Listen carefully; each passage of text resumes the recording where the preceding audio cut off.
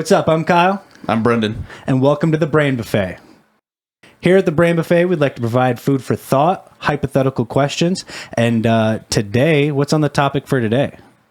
So you brought to me the idea of, with Nikola Tesla, being able to use energy from nothing, essentially, pretty much using the earth as energy. Would you like to elaborate on that a little bit, or like the idea behind that? Yeah, so the idea is you're, from my understanding, is you're utilizing the energies within the air, which actually you're pulling from, and you're using the earth itself as a conductor. So that's how you're able to transfer it instead of like lines kind of thing.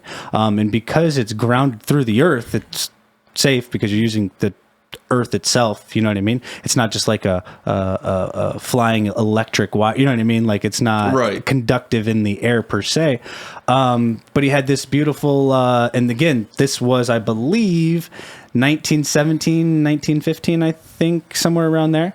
And he just took a pole, put it on the ground, and then just set a light bulb on it, and the light bulb lit up. So it's using, and then to a degree, I believe he was even using it himself. So he held a light bulb in his hand, and he was conducting it through him to light the electricity. So he was sort of the ground to it. To a degree. So with electricity, there needs to pretty much be a loop within it. So there's got to be something grounding the electricity. And I think that's what the earth does. Right. And so there's always a ground, and ironically, the ground, if it's not more fitting enough. But it was vast. It was limitless. I mean, I believe, and again, this was also from 1915, 1917, so things could have changed. Right. But you would have to have certain towers in certain areas to help make sure that distribution was free-flowing, entirely, because it is a pretty big place we got here. There would still have to be power centers, sort of, is kind of what you're saying. Like, there would have to be like a power center to send out the energy to people. There just wouldn't have to be... It wouldn't be as many. Yeah, and we wouldn't have to be burning fuels or anything like that. There wouldn't have to be nuclear power plants. There would just be power that was gathered from the earth, rather than having to burn things and create more pollution. So it'd be obviously more clean. Absolutely. We wouldn't be using anything to create the energy. It would just have to be distributed in a way. Yep. Nope. Exactly. So what do you think actually would create the energy from essentially nothing? Obviously the earth, but do you believe that there's like maybe electrostatic in the air that is creating it? Or kind of like lightning, I would assume, would be an uncontrollable version of it. You know what I mean? It's kind of just like loaded up and just kind of like shocked down, where I think there's clearly electrical charge in the sense of positive and negative ions. And again, I'm not an expert at this, so I don't know all the electrician terminology or what there is, but that is where it's kind of coming from. So you're more so containing what would be, what I would think lightning would be the shocked release of, uncontrolled version. Lightning is actually created from the static within clouds, which is what causes lightning. Gotcha. So essentially, the air would be the static, would be creating the static and creating the electricity. It would just be a matter of harnessing it. Yeah. So obviously, his idea of the free energy was never released or utilized in any way. Nope. It might have been shut down by governments for reasons of being unable to control it or whatever. Probably money. Well, the money aspect, but being able to actually... Do you think there may have been a fear of not being able to actually like physically control it, in the ability for it to just kind of go haywire? In a safety setting, or just people having... In a safety setting. I would imagine with engineering and working, you could maybe work out those kinks. Right. I believe Nikola Tesla was known for kind of doing experiments with himself, and I don't think he died from that. But I don't know. I mean, the control for sure, because how do you charge somebody for that? There's definitely no monetary way to control it, that's for sure. But also control in the sense of having all the technology, because at that point you give people to just, I mean, there's some really smart people out there, you know, Yeah. and you kind of give them just all the tools that they need essentially to experiment, you know, and you know, what if you don't then have the new thing or the, you know, the technology or the patent or the idea or the, you know, intelligence on the new, I mean, I don't know, fill in the blank. Right. So, do you think his idea stemmed off of who was it? Benjamin Franklin, right? With Benjamin Franklin's the one that flew the kite, right? With the key attached to it, and it was yes, he was shocked by lightning or whatever flying. That's what we're told. Yeah. So, you think that he took the idea from that and thought of like electricity being able to be used in that way? Maybe. I mean, you can't not credit Benjamin Franklin. He brought it into the idea intellectually as far as what it is. I paid a hefty price, I think, too. I'm sure that didn't feel good. Yeah.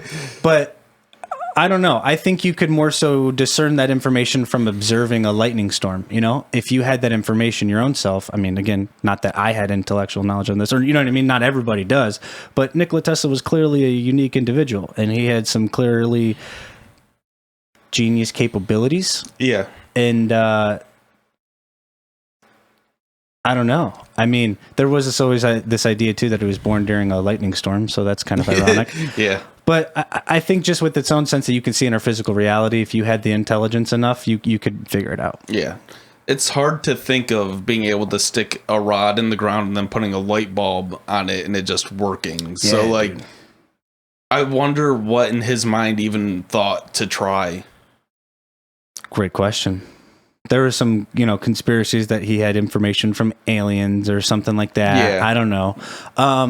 But he was also very OCD in the sense, like he worked everything in numbers of 3, 6, and 9s. Like he would, you know, walk around the building 3 times or however many times, 3, 6, or 9, and then before he would walk in. So I think he understood the reality in a mathematical sense, and I think really that's kind of what it boils down to with the whole Fibonacci sequence and stuff. I mean, it's a mathematical creation almost, you know?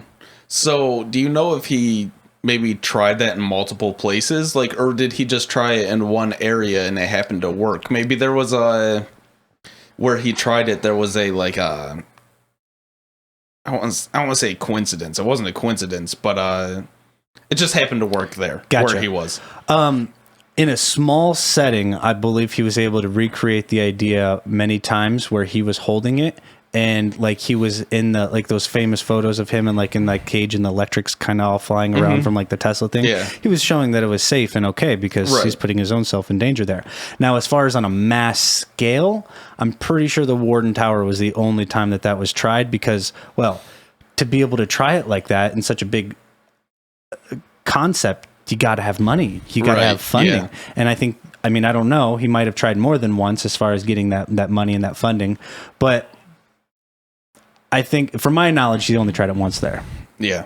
So that brings up the idea if it was like a special situation where it just happened to work in that single spot. Maybe there was a special reasoning that the ground was extra, had electric within it or something, perhaps, and it was able to transfer.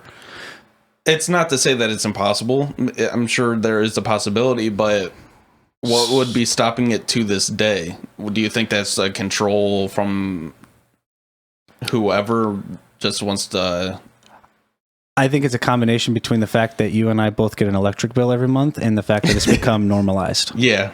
It's just normal. It just is what it is now. People try not to think about it too much. Yeah. Which, I mean, now we're getting to the point where we're starting to harness other forms of energy. We're starting to harness the sun, which is our greatest energy source that we could potentially utilize. We're harnessing wind power, which not as effective as the sun, but it's still another form of energy rather than having to utilize nuclear power plants, and it's clean energy too.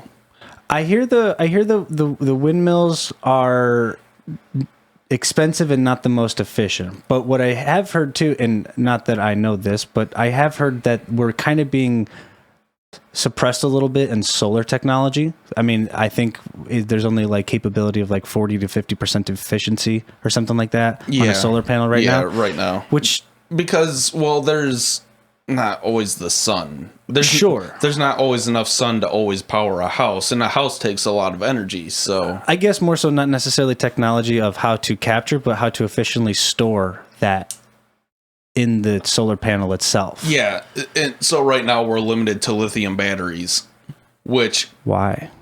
Exactly is a why. Why are we limited to lithium batteries? Because that's something that's easily mined and holds energy well. So we're stuck to that right now, which is extremely limiting to what solar energy could potentially be. Because if we could find something that would be more cost effective to actually turn into a battery and hold more energy in a size efficient manner for a house, I feel like that would be a huge step for solar energy. For sure.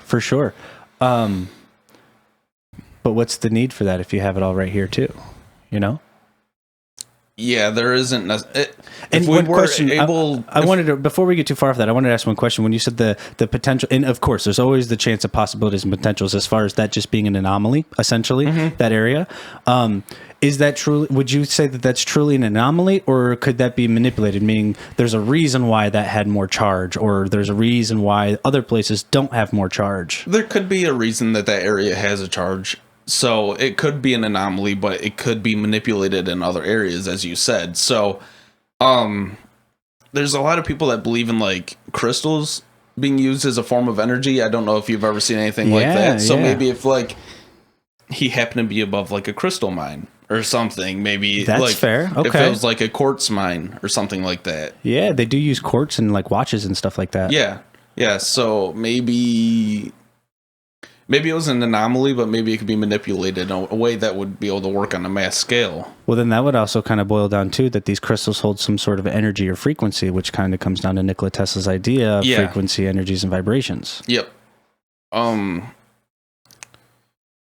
So if that's able to be utilized, there isn't a need for solar energy. I wouldn't say there's not a need. I wouldn't say there's not a need because the amount of power that we now consume is a lot higher than what it was. So who's to say that there was enough power in the earth to power what we use now? Sure. That's definitely a question. But I mean, the one thing is, I don't know if I would just go straight to limiting the earth's ability, you know? Yeah. But that's fair. You know, there's quite a bit of us. So who knows? But think about it. I mean, what would you need a solar panel for? Your car would be driving down the road and it would be collecting energy as it drives. Right. Like it would, like everything would be, it would just have power. It just would. And it's so weird to think about. I mean, I don't know, maybe we'll still keep the idea of light or actually, no, but it would probably be more motion censored. You know what I mean? Because that would make sense. Yeah. But I don't know. It's weird because then you get to the idea of like almost kind of creating a reality, a utopia of what it would be potential. And this is kind of exactly where I wanted to head down with this conversation, because just recently we are in the northern United States, which gets quite a bit of snow, but we had some serious snowfall here recently. And if we did have, and one of those problems that comes with a lot of snowfall up here is driving on the roads. Obviously, as you could imagine, it would be pretty difficult if those roads don't get paved, if they don't get salted. It can be pretty dangerous, pretty brutal. Yeah. So one thing I was thinking about is if the energy was just out there, you could have roads with coils or something that would literally just hold the temperature to where it would melt immediately. Yeah, they'd be radiated or whatever. Yeah. So there's things like that exist now, but it has to be used. It has to have power to it somehow. Like it's called a radiant floor or whatever. People use that in their garages. People use it in their they use it in bathrooms. Some people do put them in their driveways and stuff like that to actually melt the snow.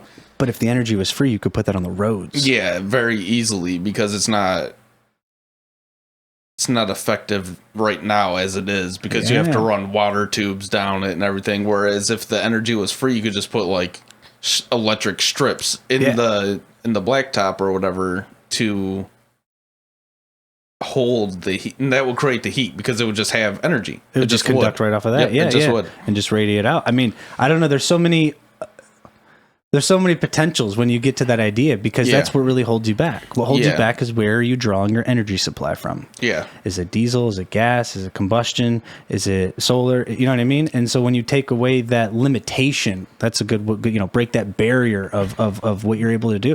Maybe that's why it's so controlled, because it really does open the book to whatever you want to do.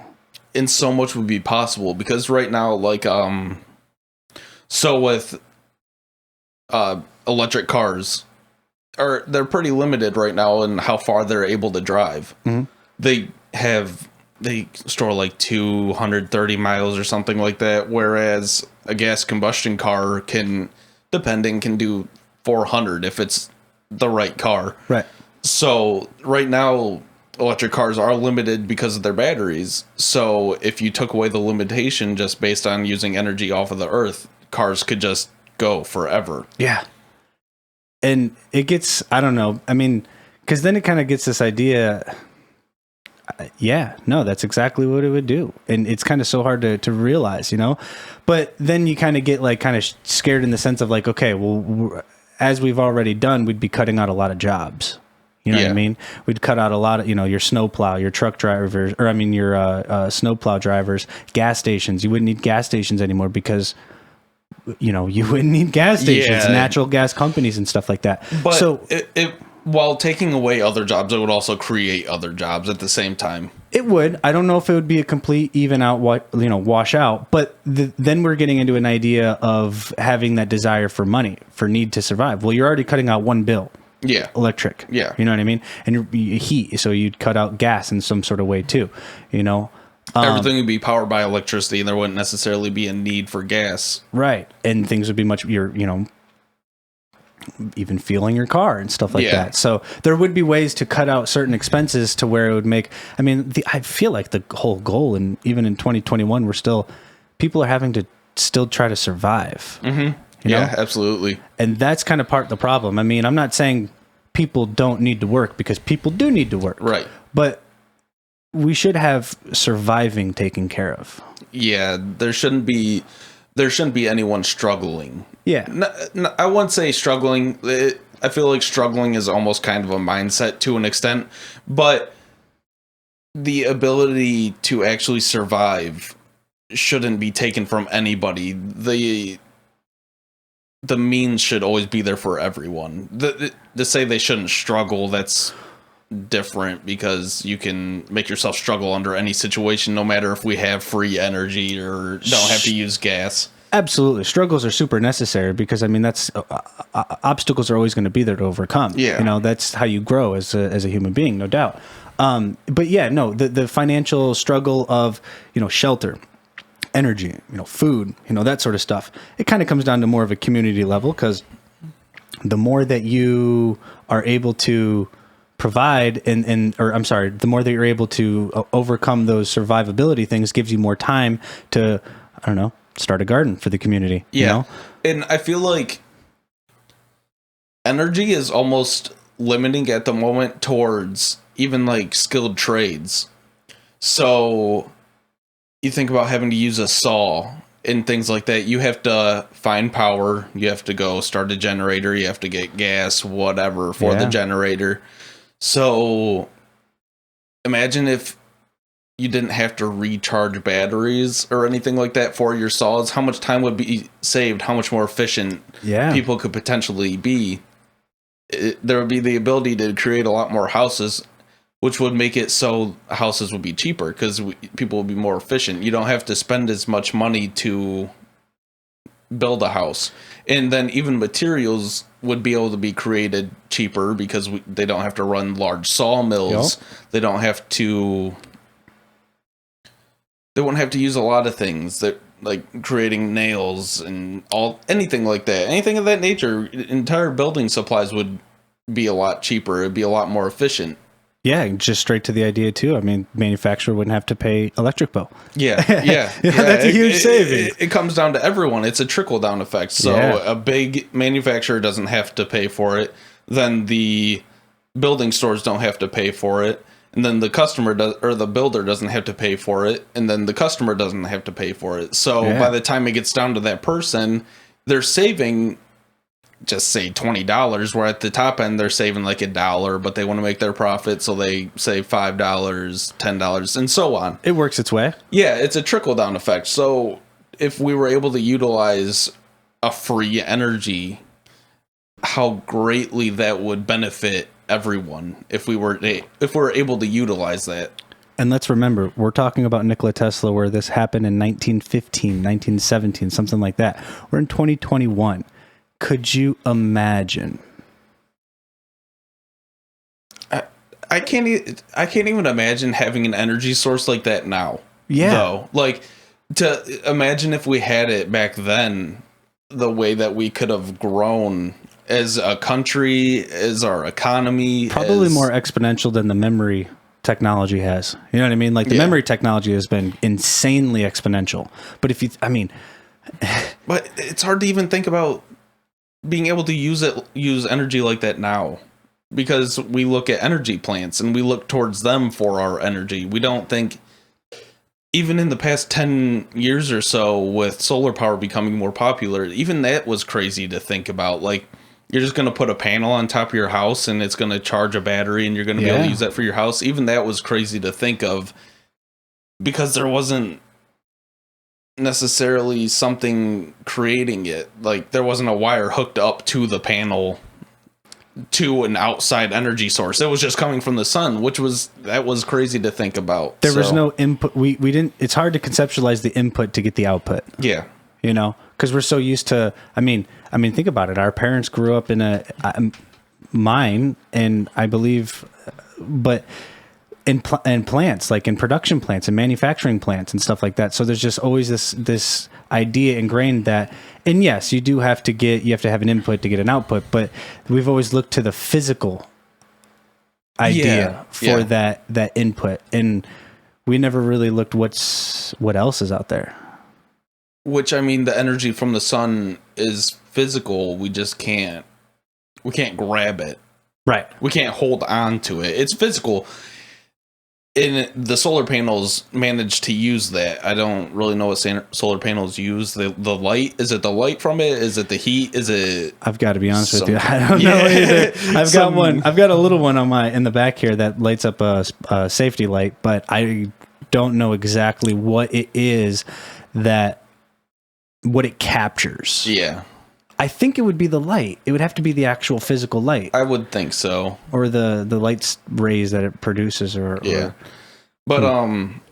what if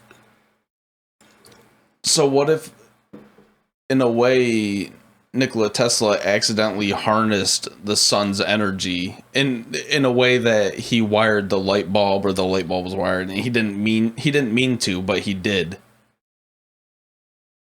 Who's to say it was actually him utilizing the earth, using energy from the earth? You'd have to look at his patents and stuff like that. I mean, I just kind of listened to people who seemed like they knew how to decipher it, kind of. I mean, not like it was in code or nothing, but I mean, they're plans, you know what I mean? They're blueprints kind of idea. Does the sun play a part? Sure. I don't know. You know what I mean? Maybe the electrons and the ions and that are in the atmosphere ultimately stem from the sun. You know what I mean? I'm not going to exclude any piece of the process. Not confident on it either, but right. So, well, when we think back to like the 1915, early 1900s in general, there wasn't as much pollution. Back then, we didn't deal with pollution in such a way. So what if pollution is being trapped within our atmosphere or did we not know about it? Because you got to think too, though, when you're just getting information via newspaper, pretty easy to let people be aware, unless you're around it. If you're literally living near a factory and you see it, well, then you're going to be able to kind of piece that together. But if you're somewhere where you just get a piece of paper dropped on your front doorstep, and that's where you're getting your source, other than your community, of course, people talk. But you know what I mean? Like, how much did we really know what was going on? And yeah, but I mean, factories and burning energy hasn't it's ramped up over the many years in the manufacturing and such, which has been the largest cause of pollution and the sourcing energy out to everybody.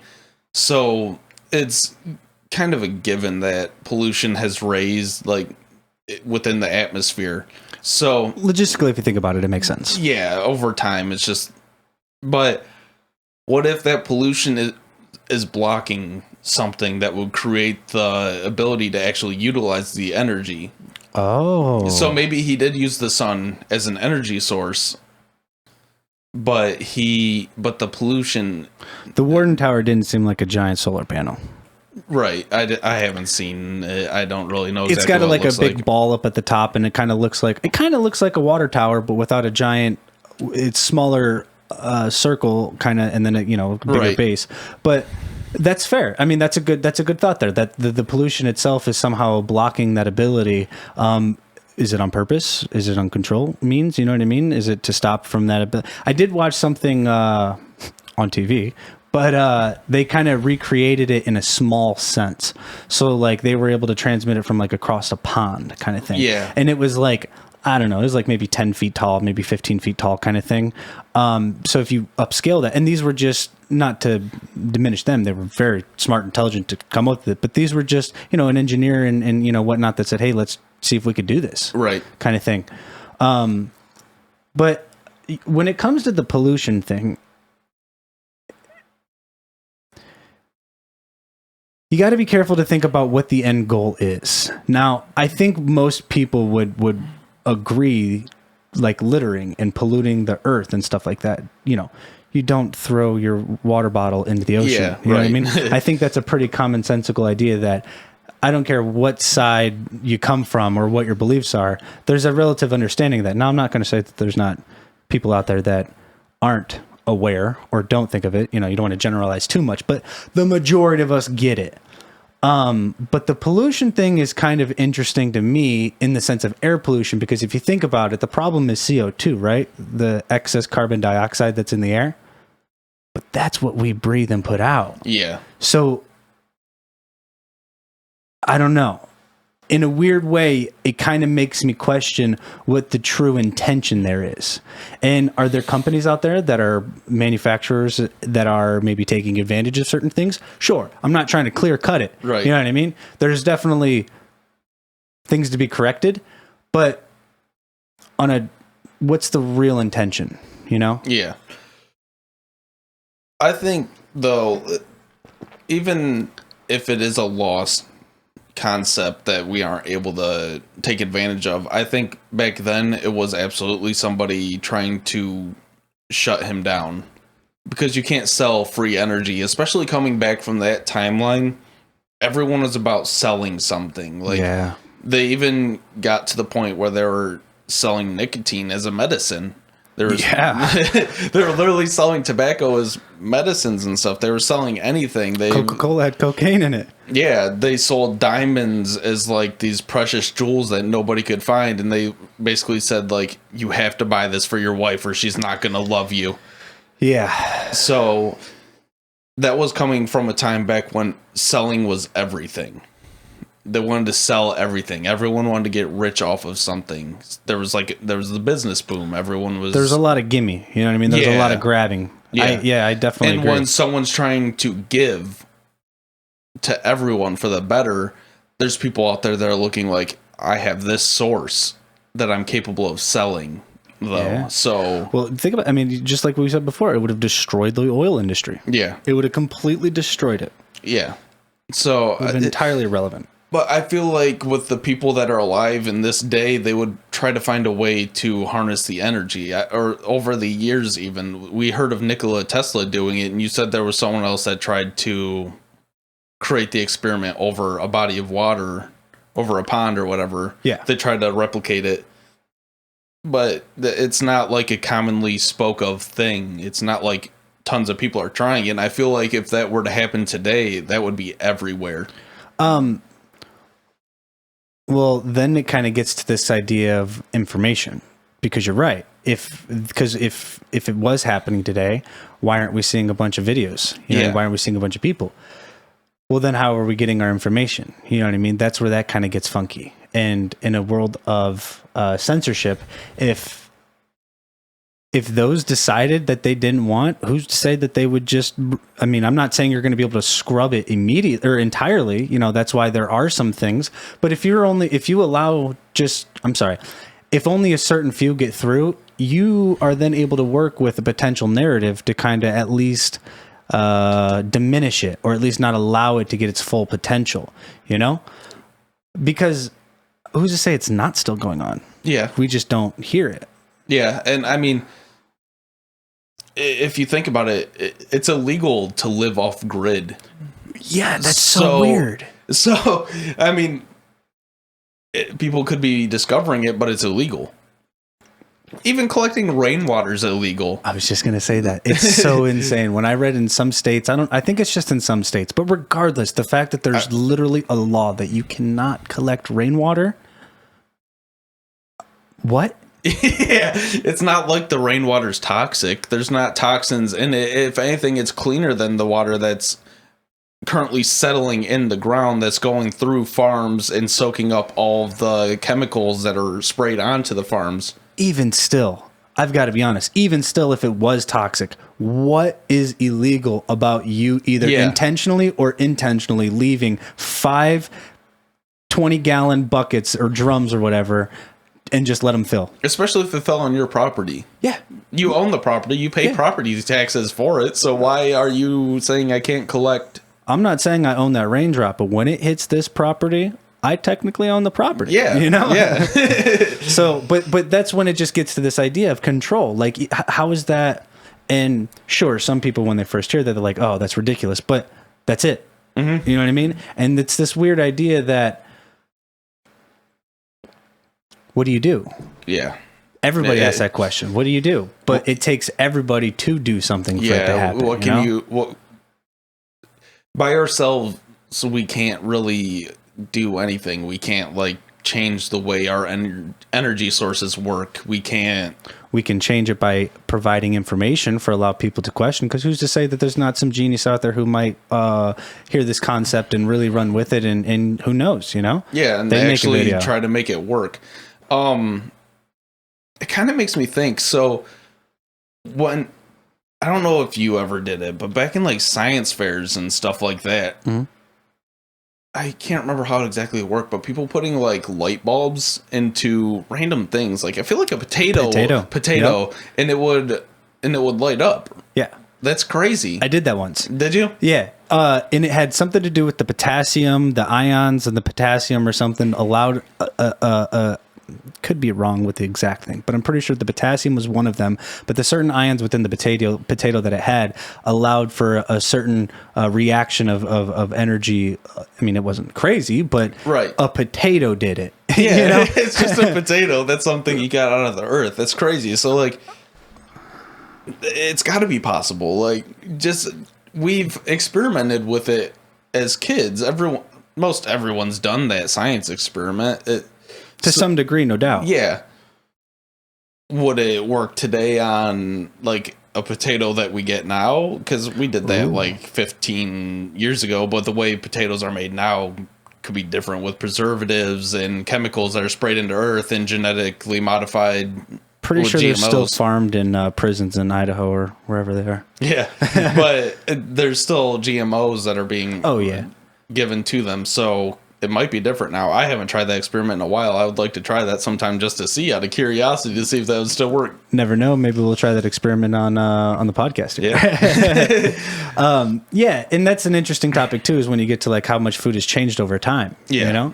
I do think, and I think a lot of people can kind of relate to this, there's kind of been an awakening in the idea of nutrition, you know? I mean, I can't count of how many people have told me, like, whether they're going on a diet or clean eating, and, you know, obviously, you know, vegetarianism, veganism, all these other specific diets are becoming, I don't want to use the word trendy because it makes it sound like it'll go away. It's a good thing. People are being conscious of it, but they're becoming popular, you know? Yeah. And that in its own sense is just, I mean, you are what you eat. There's a lot of truth into that. So, to go off of that, a lot of food has like red dye in it. It's called red 40, I believe, or whatever. Yeah. a lot of people have noticed that, and there's been studies done on it that have like showed that it could link to autism and behavior disorders and things like that, hyperactivity, things of that nature.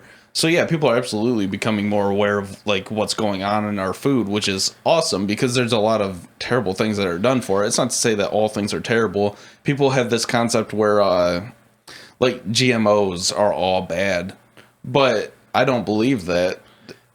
No, that's a good narrative to put out there to scare people. Yeah, it is. Sure. I mean, things genetically well, I guess it depends on the ethical sense of it. You know what I mean? But in a way, if you're genetically modifying something to benefit humanity, to be able to provide, to end like world hunger, you know what I mean? Yeah. In that degree, as long as it's still healthy, you know, like you got to ensure that it's not going to, you know, biologically affect the person. Yeah. So like a lot of farmers, like people that farm corn and such, their seeds that they get are genetically modified, but it's so they can yield. They have better yields. Their plants won't die. They're less likely to get messed with by insects and stuff, and like get rid of weeds and such like that. So that's not a bad thing, and it's not necessary. We don't know if it's unhealthy to us. Well, one of the weird things about that is, and so far you've touched on the good things, but where it gets real weird is that modified seed is patented. Yeah, that's scary. If something, I mean, not to take it to the most extreme situation, but if a bird carries a seed from a farmer who has a genetically modified farm and you have a garden and something and the seed goes there, I mean, technically speaking, you're in control of property that you don't own. And it's a seed. Yeah. You know what I mean? That's where it gets really funky, but it's kind of, I mean, it comes down to this idea of control. I mean, why would they do that? It's hard to imagine. What's able to be patented is wild. People literally patent phrases. Vaccines. Yeah. But phrases, that's an interesting thing to kind of patent there. Yeah, that's odd. To an extent, I can kind of see patenting modern medicines and such. I get it, so that a competitor isn't trying to... Why is the health field a competition? Because it's the most valuable, it's the most monetary gain. Comes to money. Yeah. Right. Yeah. And I didn't mean competition in the sense that there's not this competitive advantage always to be the best, but why is it like a, you know what I mean? Like it's like a, I don't know. It's like a store. You know what I mean? There's like a weird. Well, there's like with the whole thing with like, we always say there's a cure for cancer out there. People always say that, but that you can't make money off of curing somebody. There's more money in having a customer. The health field wants to create customers for life. And I'm not saying that with general doctors or nurses or such. I'm not saying that, but there's a control somewhere that wants to create customers because they're getting rich off of it. Let me tie this into the whole vibrations, frequencies, and energies. I came across a video, and you can only believe so much what you come across, you know?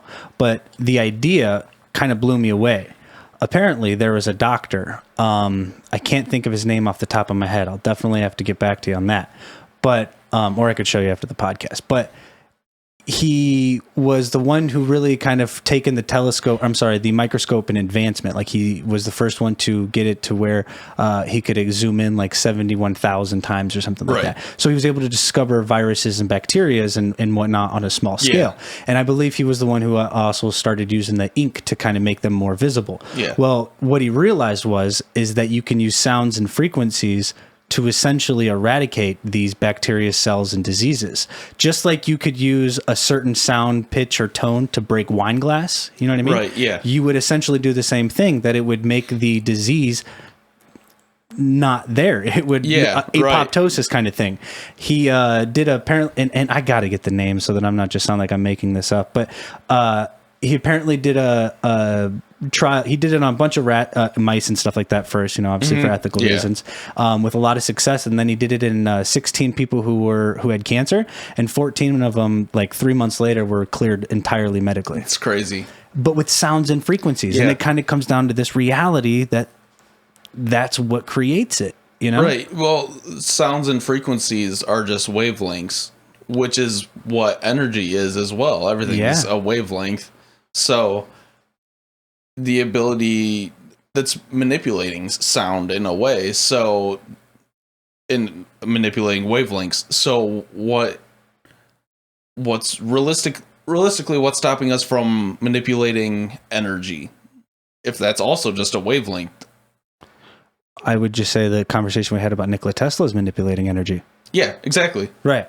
And if you think about it right there with that free energy, well, the potential of free energy source back at that time, and this doctor was doing these experiments in like 1940, I believe it was 1940. It might have been a little bit later than that. But regardless, the time that we would have had with this stuff, Yeah. It's well before our time, you know what I mean? Yeah. Our parents wouldn't have had to worry about certain things. Right. And that would have ultimately, it's hard to evolve when you're always having to worry with certain stresses and disadvantages. Yeah, because the evolvement is built with stress. It's built with paranoia. It's built with fear. So even if we're going through the next 10,000 years, just as we are now, the evolvements that we'll make will be clouded with paranoia. There'll be a constant fear of whatever because of our lack of advancements that we had to suffer from before. Kind of like fear is definitely important. I mean, there's a reason why we have fear. I mean, you're afraid of a lion because, well, the lion can kill you. Eat you. Yeah, right. But when you get to perpetuated fear, though, that's where it becomes a problem. And that's where it gets real dicey, because who are you to instill that fear on people, Yeah. Information needs to be out there, but for somebody to be afraid of something, it shouldn't be portrayed, or I would even say marketed in a way that's based on fear. Yeah. And, comes down to human psychology. Definitely don't know enough about that, but it's pretty, fear is a great motivator, but it also can be weaponized. Yeah. So, I've been hearing things about like AI lately. That's scary. It's scary if you think about the potential evolution of it, and if we don't have control of it. But it's super beneficial too, though, if you think about it in a positive sense, and the fact of helping financially freedom for people. Like, you pay for transaction fees, right? Mm-hmm. Well, obviously there would have to be a creator that would be paid for. There'd be a designer, an engineer. But if an AI technology is used to transfer money simply just by clicking the correct buttons on your phone or device or whatever, there would be nobody to pay after that initial that cost is paid off via the engineer. Yeah, I feel like that goes more towards that's more towards the thought of just robotics, and rather than going through AI, though. Well, that's where I was going to get at. That's definitely artificial intelligence in the sense that there's intelligence being communicated of what you're doing. But when you get to like butler robots, you know what I mean? Well, that's where it gets... That's scary. But artificial intelligence is something that's capable of learning from everything that it does. So it's a self-learning thing, and it will compound how much it learns. So one day it'll learn one thing, the next day it'll learn two things, then it'll be 4, There's then a growth it'll be to it. 8, and then it'll be 16, or not necessarily doubling, it would multiply, so it'll go from like 8 to 64 to whatever 64 times 64 is. It would be a compound growth, but what they're learning would be scary, because what they're capable, they can learn anything they want to realistically. Well, this is kind of what I want to ask then, though. If you put a limit or a barrier, what that is, I don't know. But if you put a capability or a cap on the knowledge, does that then take it away from being artificial intelligence? If you allow it to learn to a degree, but it's unable to advance to things that, like, I mean, think about it. We're incapable of learning things that we don't know, until that becomes, well, we're not incapable. We can reach out to learn it, but there's things that we are incapable of learning as humans. We're not able to grasp or whatever, I suppose. But I want to be careful on that, because I don't want to make it sound very limiting and very pessimistic as far as what we're as humans are able to do, because definitely great beings, no doubt. But there is a limit on our brains. We only use a small portion of our brain at any given time. I guess I more so meant like you don't know what you don't know. Yeah, like so like a robot that is capable blocked off at a certain thing wouldn't know that it doesn't know more than what it knows. Right. So like at this exact moment, I don't actually know about Nikola Tesla and how he was able to use energy in the way that he did. I don't currently know that. I'm capable of it if I go research it. Right. But essentially what you're saying is with AI to put a cap on what they're capable of researching. Right. Which I feel like is possible for a period of time, but what's to say that they can't learn that they were built with a cap and capable of destroying it? I think AI has a lot of potential to be good. Sure. But there's also, I think there's a larger potential for AI to be bad. Right. And I think that comes down to free will and consciousness. Yeah. You can't instill free will and consciousness into a robotic thing, at least not to my knowledge. Yeah. And that is the big difference. We do have free will and conscience to where that we can cap something into, people make mistakes, but relatively speaking, people feel bad for their mistakes, maybe not in the moment, but there's a time of being that they do, and that's ultimately the kind of thing that helps us grow and learn as a society and culture. But you would have to, because if you don't, then that allows that thing, because there's no moral or ethical backing of that. It just is learning everything that it learns. And so that's scary, you know? But so we as humans, we deal with emotion and such, but we don't really know what happens after death. And the idea is that AI, you can just eliminate it, turn it off, whatever, I suppose. But who's to say that isn't like death? That it's just a light switch? Yeah, that could be. So, or that they're capable of learning emotion. So they can essentially become humans. So who's to say that we could be AI? I heard there's always a possibility and a potential chance. That's for sure.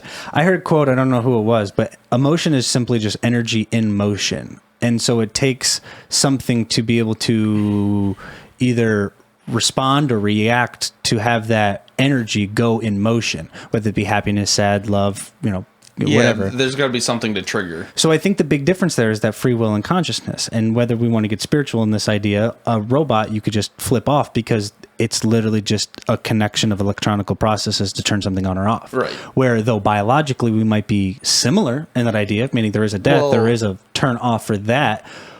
There's more to, I don't know this, but I like to think that we're more to this than just the physical aspect. And that does sound... Yes. But and I don't mean selfish in the idea that, I think we're all collectively... Yeah. Immortal beings in a biological body. We have electrical energy that runs through our body. Yes. We have a current that's running through our body at all time. For sure. So the difference is we have flesh, we have a heart, we have organs and such. So, but it's not that much different than the concept of even a robot. Sure. In the sense that it is still electrical. We still, our brain would essentially be our chip to a robot. Well, the way that it would kind of be, at least kind of looked at, would be like a wetware quantum computer. Yeah. It's just like a wetware computer. Yeah. Because there's, impulses and electrical stimulations and, all sorts of different activities of the brain, some more than others. But the ability to make decisions other than based upon instinct or fear, to be able to weigh conscious decisions, I think that is what the difference is. Sure, there's a large difference. And you spoke of a higher meaning. So but where is there so what is the higher meaning that would be higher than even a robot? Sure, the robot was created, but I mean, we were created in a way. Even if it wasn't necessarily by a creator, we were still created in the sense of... You can't have a creation without a creator, though. But where's there room for a creator? It's hard to conceptualize, but if you call it a creation, there has to be a creator because something created the creation.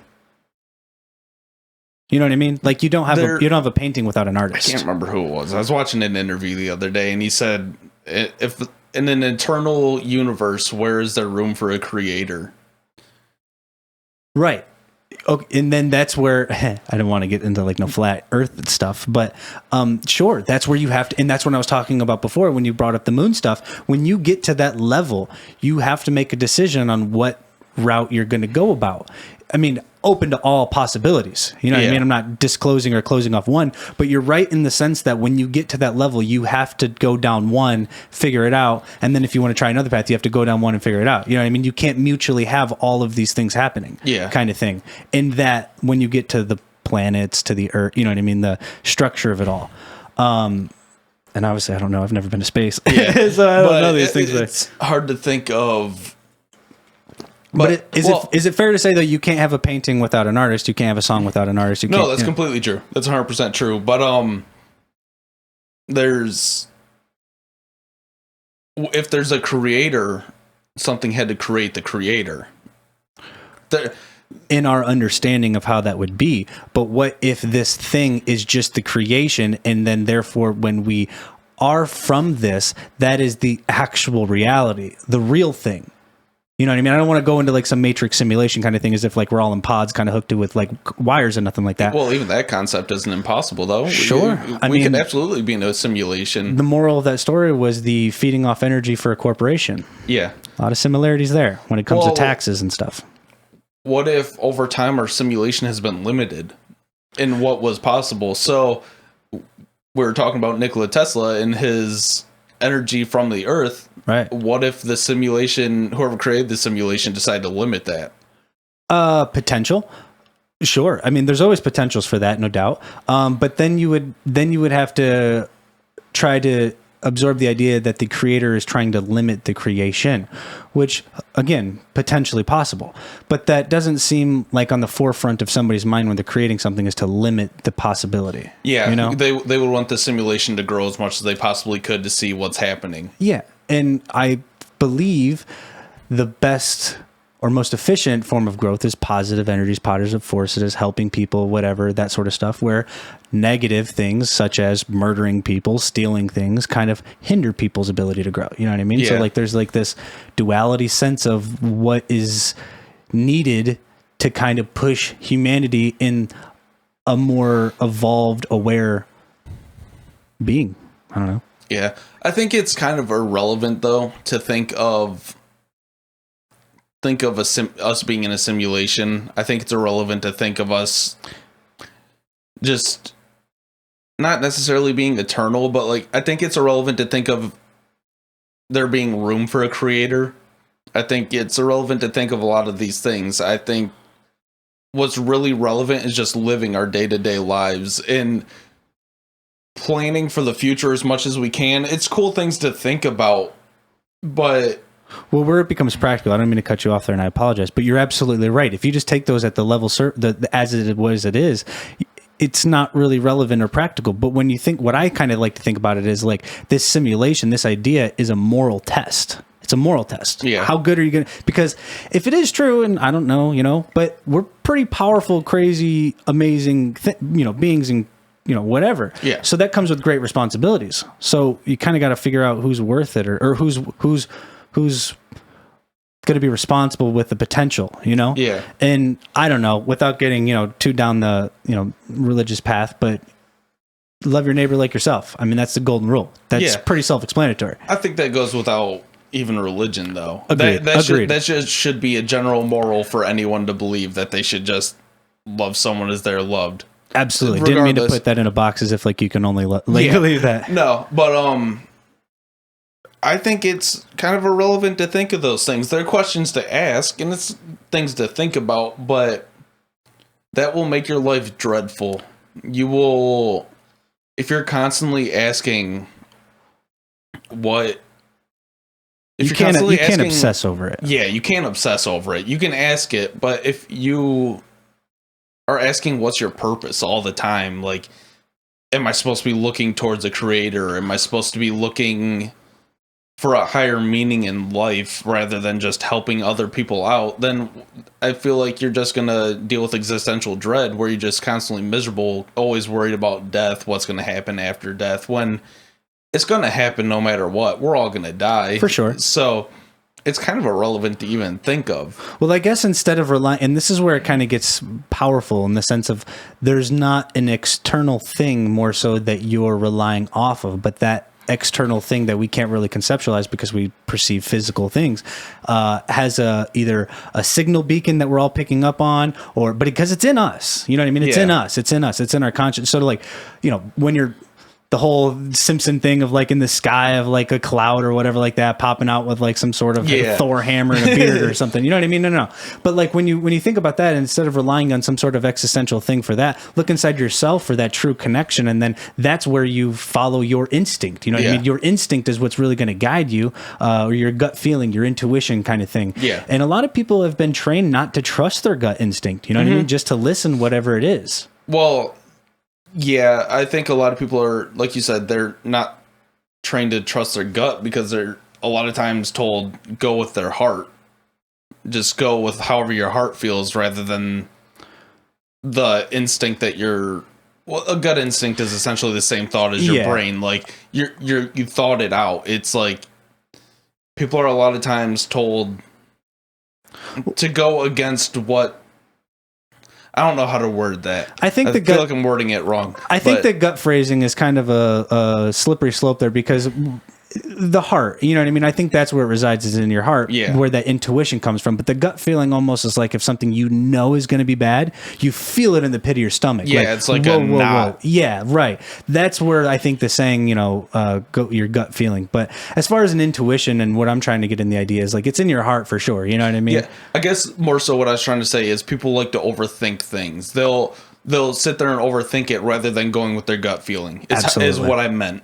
So people will have that knot in their stomach saying I shouldn't do this for whatever reason, but they'll go do it anyways because their brain's like, it probably will be all right. It won't turn out that bad or whatever.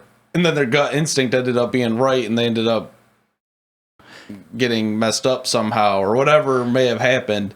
Yeah, so it's hard to trust your brain sometimes because your brain's just a projector. So it just is getting influenced with what you see. You know what I mean? But your gut or your heart, you know what I mean? That's kind of protected by the physical inputs, and you're more so able to deal with emotions and feelings and stuff, which ultimately kind of where it goes, is this, and again, it's hard to conceptualize because literally you could put whatever sounds or words you want to make and kind of try to paint a picture with it. But I think we become, whenever we do leave this place, when we all die, at least our physical bodies die, you can perceive and conceptualize the feelings and emotions more than we can now. Right now we're being inputted with all this physical stuff, you know what I mean? Yeah. Where that would be inputted by all of that stuff, you know what I mean? And I don't want to say like we're like a freaking little ghost or light just zooming around, or I don't know. You know what I mean? The conceptualization you have to put aside because you're stuck in this 3D realm and you literally can't perceive that until you're there, or if it is there. Yeah, going into like what's after death, there's no idea of that because what was before life? Right. There was what we remember, nothing. Nobody ever remembers anything before life. We were just two things that were mixed into one that created us, and we grew. Right. We were just a sperm and an egg. Yeah. And I was the fastest, mofugs. Yeah. I was the last. I just broke the wall. I got lucky. But so we were just a sperm and an egg. But the sperm doesn't have a brain. It doesn't think. It just reacts. Yeah. So there was no life before life that we know of. Maybe reincarnation's a thing or such, but we grew to have a brain and stuff. So where we go after death, after all of everything's just rotting away, who knows? And just to kind of shed a little light on reincarnation. Reincarnation would kind of piggyback off the idea that just much like we have to biologically evolve, we have to consciously evolve. Yeah. So you're taking multiple rides along the journey, and though some journeys are better than others, there's experiences along those journeys that are to either evolve, shape your consciousness. Yeah. You know, and not to kind of mix religions or get into religions, but Jesus did die and rise 3 days. You know, there's kind of a little bit of reincarnation in the Bible itself. Not to bring the Bible into it, but just to shed a little light on the idea of reincarnation. Because sometimes people think of reincarnation as just like some out there, you know, Buddha, Hinduism kind of idea. But well, I mean, that's we weren't there. Sure. So what really happened? Who knows? Could he? That's what we're told. Yeah, that's what we're told. We can't always believe what we're told. And I only meant that in the idea of this idea of boxed in religions. You know what I mean? Yeah. There's similarities, and I'm not trying to say that the theory is that they're all whatever. But reincarnation has this weird stigma to like it being this one thing. Yeah. You know? But in a practical sense, if it is real, it would essentially just be evolution for consciousness. Right.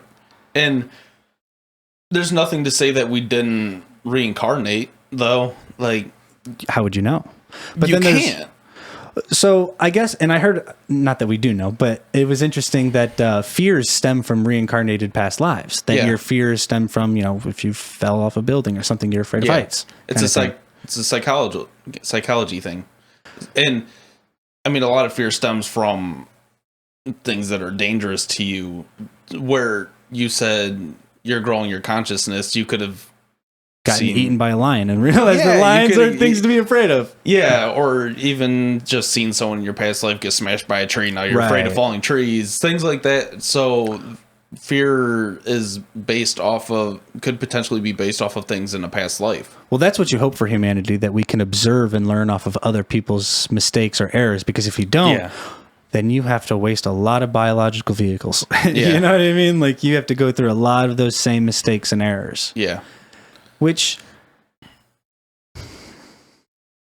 the whole thing is about overcoming challenges and obstacles to be a better person, you know? And it's only when you dwell or don't learn from those is that you are doing a true disadvantage of yourself. Yeah. You know? So after death,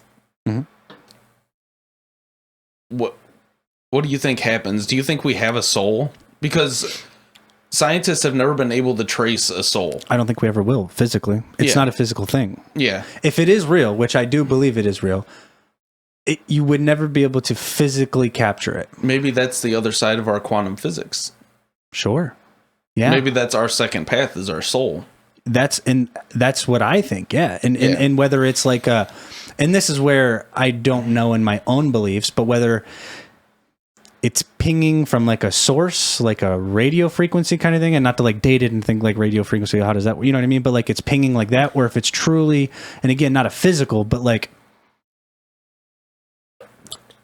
individual that transports, you know what I mean? That moves, you know? I think we're all the same thing, you know what I mean? We're all the same thing, just experiencing different experiences, you know? That's why I think like individually we're just people with a seed of God, what I would call, but together, if you literally, and this sounds logistically impossible, but if you literally linked every single person on this planet arm to arm, and they all shared the common thought, the same thing, and they held it with true intention. I mean, I don't know. I don't want to make any projections of what that could be, but could you imagine the power that could potentially have?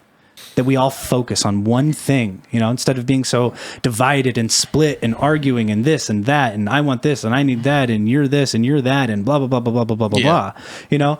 And who's to say that's just not free energy? That we all come together and just think about like, hey, let's get rid of this energy stuff, you know? Yeah. I don't know. You can fill in the blanks with it, but that idea that, I don't know, there's kind of when it comes down to energies and stuff like that, when you do something good for someone, it feels good. You know, when you do something bad to someone, it kind of feels bad. You know, you don't feel good about that. It makes you feel like you did something right. It's like you're almost kind of advancing your consciousness. Yeah. And to a certain point, it's not necessary, but people still do it, which is nice because it still shows faith in humanity. Like the other day, I was walking out of a store and I think I dropped $1.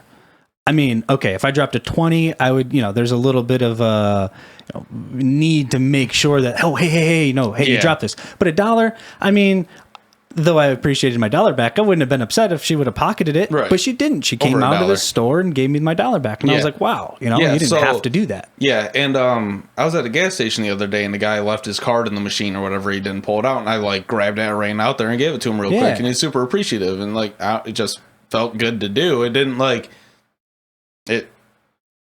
I don't know. Just felt nice to do something good. So it almost seemed meaningless and pointless, probably in the moment. But after the fact, you were like, "Wow, I kind of helped that guy." You know what I mean? He would have had to go through the nonsense. He would have just drove away, gotten 20 miles away or whatever. If he's out of state, then he would have had to call, cancel his card, and do all that. I don't know. And you got to be. I kind of want to be careful too, though, because the big thing is you can't just start boxing things in. I don't want to sound some sort of hippy dippy kind of person that's trying to like say peace, love, and happiness. I mean, do I think peace is achievable? Absolutely. I mean, why not? I mean, aggression and anger and war is possible. We found that out. Yeah, if you were living in peace, you wouldn't even think that's possible. So it's always possible. Yeah, absolutely. So, I mean, after death is always subjective in what happens. People have speculated for years and years. Many people say that, oh, nothing. Right. A lot of people have said there's going to be a higher calling after life. I don't necessarily believe there's a higher calling. I don't think we have a realistic purpose. Well, as individuals or as a whole? I think as a whole. I don't think life forms have a higher purpose in any sense. There's food chains and such that can go down to feeding people or feeding us, like cows feed us, blah, blah, blah, and so on. But I don't think there's a higher purpose spiritually necessarily. While I'm on Earth, I absolutely want to enjoy my time while I'm alive. But when we die, I just think it's going to be like, all right. Because eventually there's going to be a mass extinction.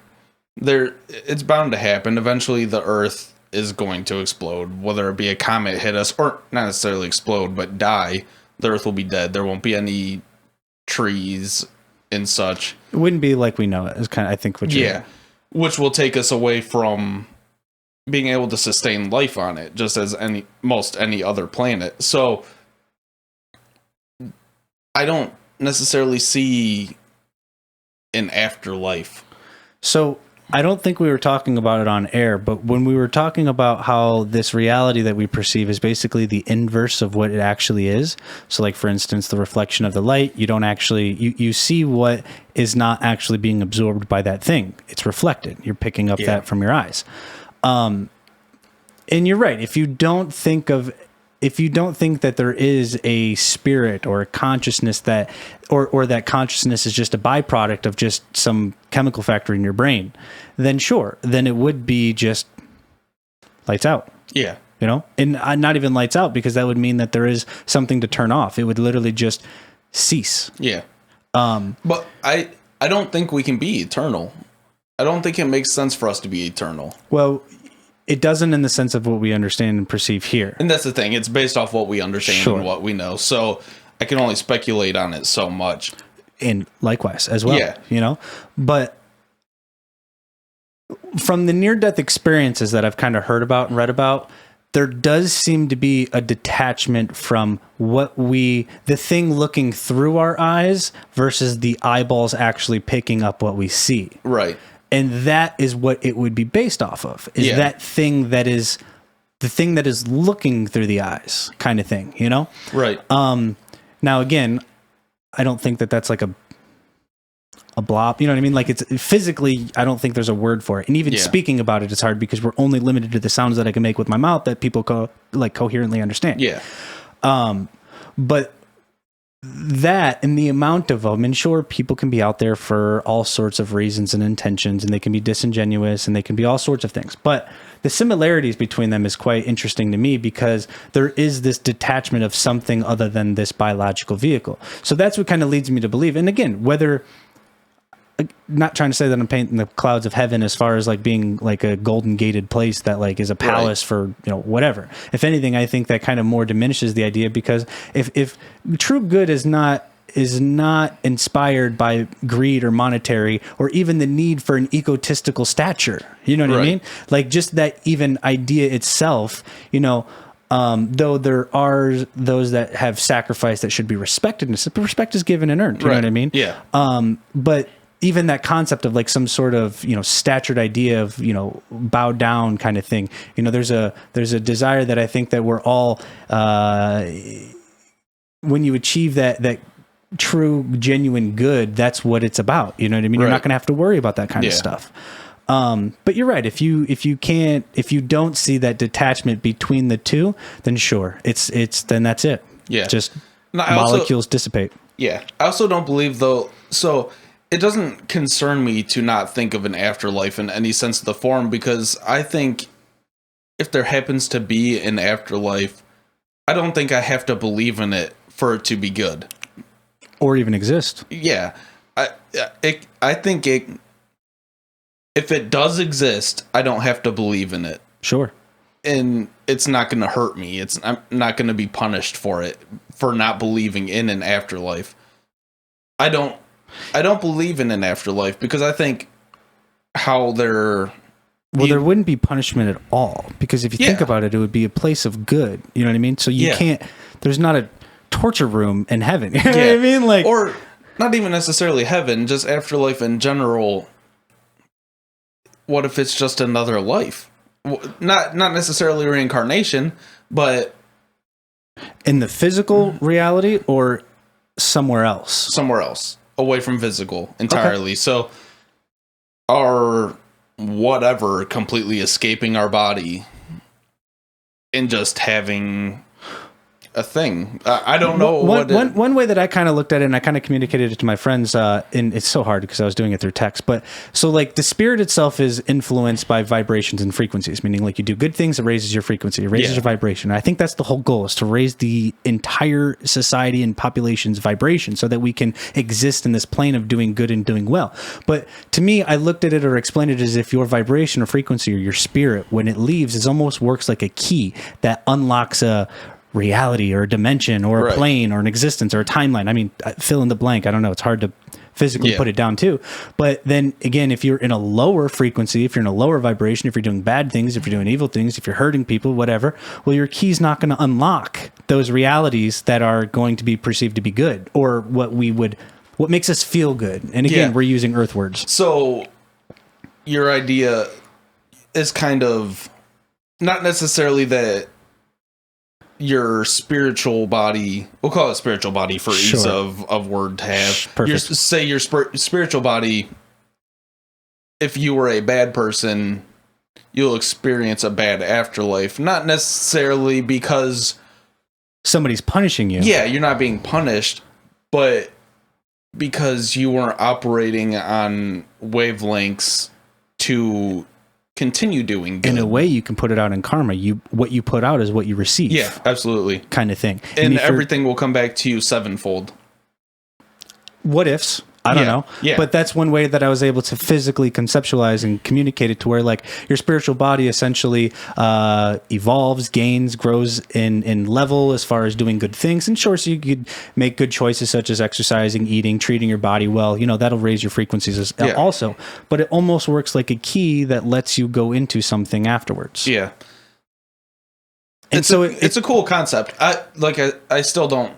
I said, I still don't necessarily believe in I don't believe in an afterlife. To come full circle on that real quick, just because of the whole punishment idea, nobody would be punishing you except for your own self. Yeah. Your own decisions would be your own punishment. Yes. Yeah. I feel like that would make the most sense in the idea of an afterlife. I don't... And then it kind of brings it relevant, because what you do here makes sense. Now, for you... You're genuinely a good guy. You know what I mean? Not that we're all perfect people. I've parked places where I probably shouldn't park before, you know, whatever. But genuinely speaking, if you're living a genuine good life, you don't really need... I mean, sure, you can always do more stuff, but it's not as prudent or as important. So it also was like... if someone goes through their life being a terrible person and they're murderers or whatever, they killed children, whatever it may be, they're just genuinely bad people, and they repent right before their death, they don't get that good life because of repentance, which is spoke of in Bibles and stuff like that, in religions. Yeah, so you got to be careful with how, because I do think that most, if not all, religions were built off of good foundation, but over time they've just become super corrupt and watered down to a degree. And controlling. Just like with the whole heaven-hell thing and a controlling. And fear. Yeah, very fear-based. And again, just all, what ifs. Obviously, we don't know. We had to take a quick bathroom break. But back to what I had mentioned was the idea of someone being a genuinely bad person and they repent right before death.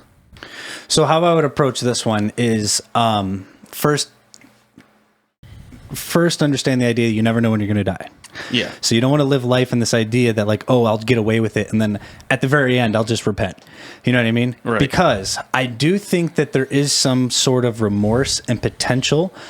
Because little story, but back when I was young, when I would come home and my grades weren't as good as I expected them to be, my mom wouldn't necessarily be upset because I was more upset at myself than she could have. So in the same idea, I think we ourselves can be more disciplining or more harsh or more harder than on ourselves than what anybody else truly could. Now there's physical torture and stuff like that, obviously, but I'm talking about in a psychological energy frequency kind of way. Yeah. We can be the ones that ultimately make the change.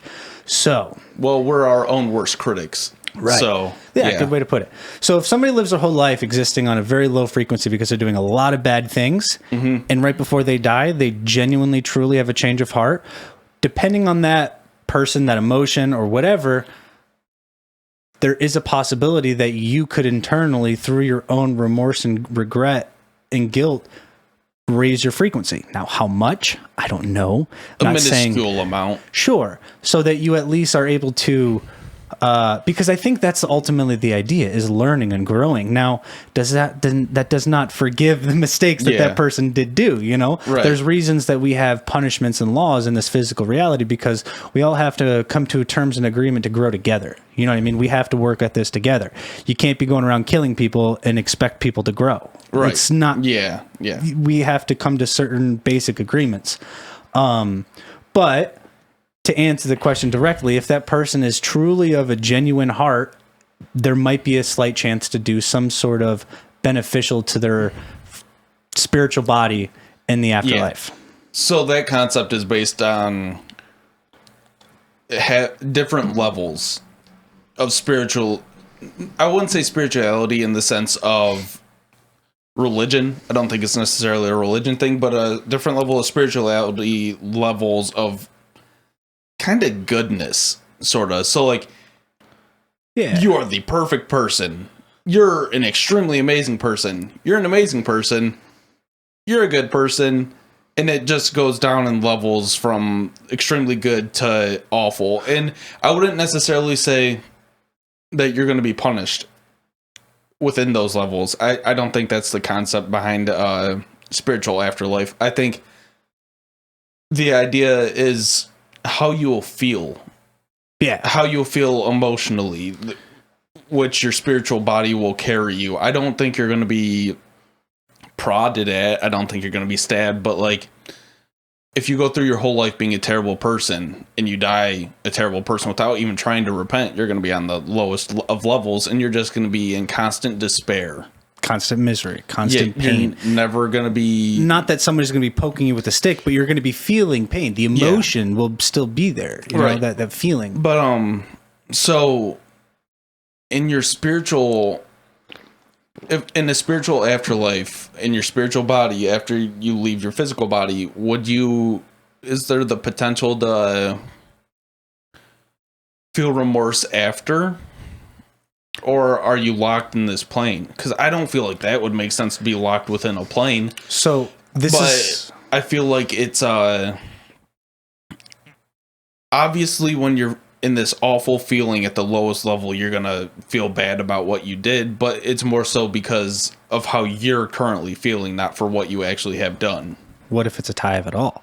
Meaning, I think when you pass on, when you die, that's it. This moral test, this opportunity to raise your frequency is done. However you feel about that afterwards, your key's already engraved. Then you get into that point. And to make it less boxy, you know what I mean? What you put out is what you receive. So you're not going to be put into a box of our timeline. You're just going to perceive what you put out, kind of thing. Yeah. You know what I mean? But what if, whether it's a queue in line kind of thing, but what if reincarnation is a real thing? And that's why life is so precious and so beautiful, is because you get an opportunity to change yourself and to be able to experience a better afterlife. Yeah. And, so I don't know if it's like you win a lottery ticket or whatever it is. I don't know. I mean, if with reincarnation, I've always thought if you're reincarnated and you're an awful person before, you're going to be reincarnated way below. Where you're going to come back as like a rat. That's what I was curious about, because, and I don't know, I'm curious on how you could perceive this as well. That would then mean everything as far as consciously or awareness, even though rats can't make decisions like we make decisions. They're basically ruled off of just instinct, probably fear from just being eaten gazillions of times or whatever. But that would mean that we would share this same connection, that we then our spirit body could exist as a rat. Right. Or could it only exist as another human, but maybe that human is now on a timeline where they're a slave. And they're to learn those. Well, time isn't linear. Right. Because there's only the now moment. Time and future and past are only in your head. Yeah. There is no future. There is no past. It's only just now. Right. You don't know what's going to happen tomorrow. So there's no future. The past is wrote down, but we're never going to live in that timeline. We'll never live in the future. We're only going to ever live in now. Right. So time isn't linear. So someone being reincarnated in the past as a slave, yeah, I mean, it's possible. I wouldn't say possible. It's not impossible, but the likelihood of that. Sure. The likelihood of anything. Yeah. Right. This is all just food for thought, no doubt. But then because again, it would just be this idea that it's through just this conscious evolution. You're just trying to grow. You're just trying to be a better person. And then ultimately, if you think about what happens if that's the case, everybody's on their own journey to make themselves a better person, which ultimately will just create a reality of a better place just through people doing good things. And I don't want to make it sound so like fairy tale-ish and, happy-go-lucky rainbows and stuff like that. People will still have trials and tribulation. Things will still be difficult. But the inadept just desire for greed and just this quick jump to argue and hate, you know what I mean? There's ways to go about things that we haven't been able to really exercise. And a lot of it comes down to the consumption of, entertainment, music, movies, TV shows, all that stuff like that. Like, you have to be aware when you become aware that your brain basically is a wetware computer, it can be programmed. Yeah. If you're not programming it, somebody or something else is. Yeah. Guarantee you, promise you. So you want to either be aware of what you're being programmed by or take control and program yourself. Yeah. And you don't even have to consciously be aware of it. This is one of the weird things about it. One of the ways that they I don't want to say they, because it makes it sound like there's a specific person or a group of people out there that's doing it. But one of the ways that it is so successful is because subconsciously, that's how you pretty much go about your day. Yeah. Sure, you're actively aware of some things. Well, I feel like it's fair to say that there is a they, though. Sure. I feel like there is someone out there subconsciously trying to manipulate people in their day-to-day activities. There's constant fear-mongering. Well, even just in the whole idea of what was the award-winning song this year of whoever it was, that WAP song or whatever like that. Oh, Cardi B. Meanwhile, freaking Dr. Seuss is getting canceled. Like, tell me how that makes sense. Yeah. You're programming people to exist or accept and make a reality that is just lower frequency things. Yeah. You know what absolutely. I mean? It's and it ultimately controls and lowers you down. Yeah, so like Dr. Seuss, realistically, like he's put a lot of thought into people's minds. He's with rhymes or whatever it may be. Sure. He's created some of the most influential first reading books. So, meanwhile, there's songs like WAP. Yeah. That's like blasted on the radio in any channel station or whatever you can. But where's the cancel culture for that? Oh, dude. Why isn't that being canceled? I feel like that is something that is... The powers that be. I feel like that's something that's making humans worse. Yeah. That's extremely harmful. Well, and then not to get into the whole, religious idea or kind of physical beings or something like that, but the whole goal would just be to lower everybody's frequency so that they don't get to experience the greatness that's potential, and slowly, subliminally, and I don't know, you got to be careful because I think to a degree we all make our own decisions. Yeah. But we can be very heavily influenced or manipulated. Yeah, and I feel like things of that nature, if anything, lower our IQ. Absolutely. And it's so exposed to children, which is ridiculous just by parents listening to it. And it's ultimately making a worse world to live in. It's almost kind of like it's pushing, I wouldn't say pushing back to like caveman days, but like it's pushing us back in time to where... Even more disgusting and nefarious, it's sexualizing the youth. Yeah. That's what it's doing. Yeah, it really is. It's disgusting. It's horrid to even think about. It's worse than any caveman idea. You know what I mean? It's hard to think of like... It's literally Neanderthal thinking. Yeah.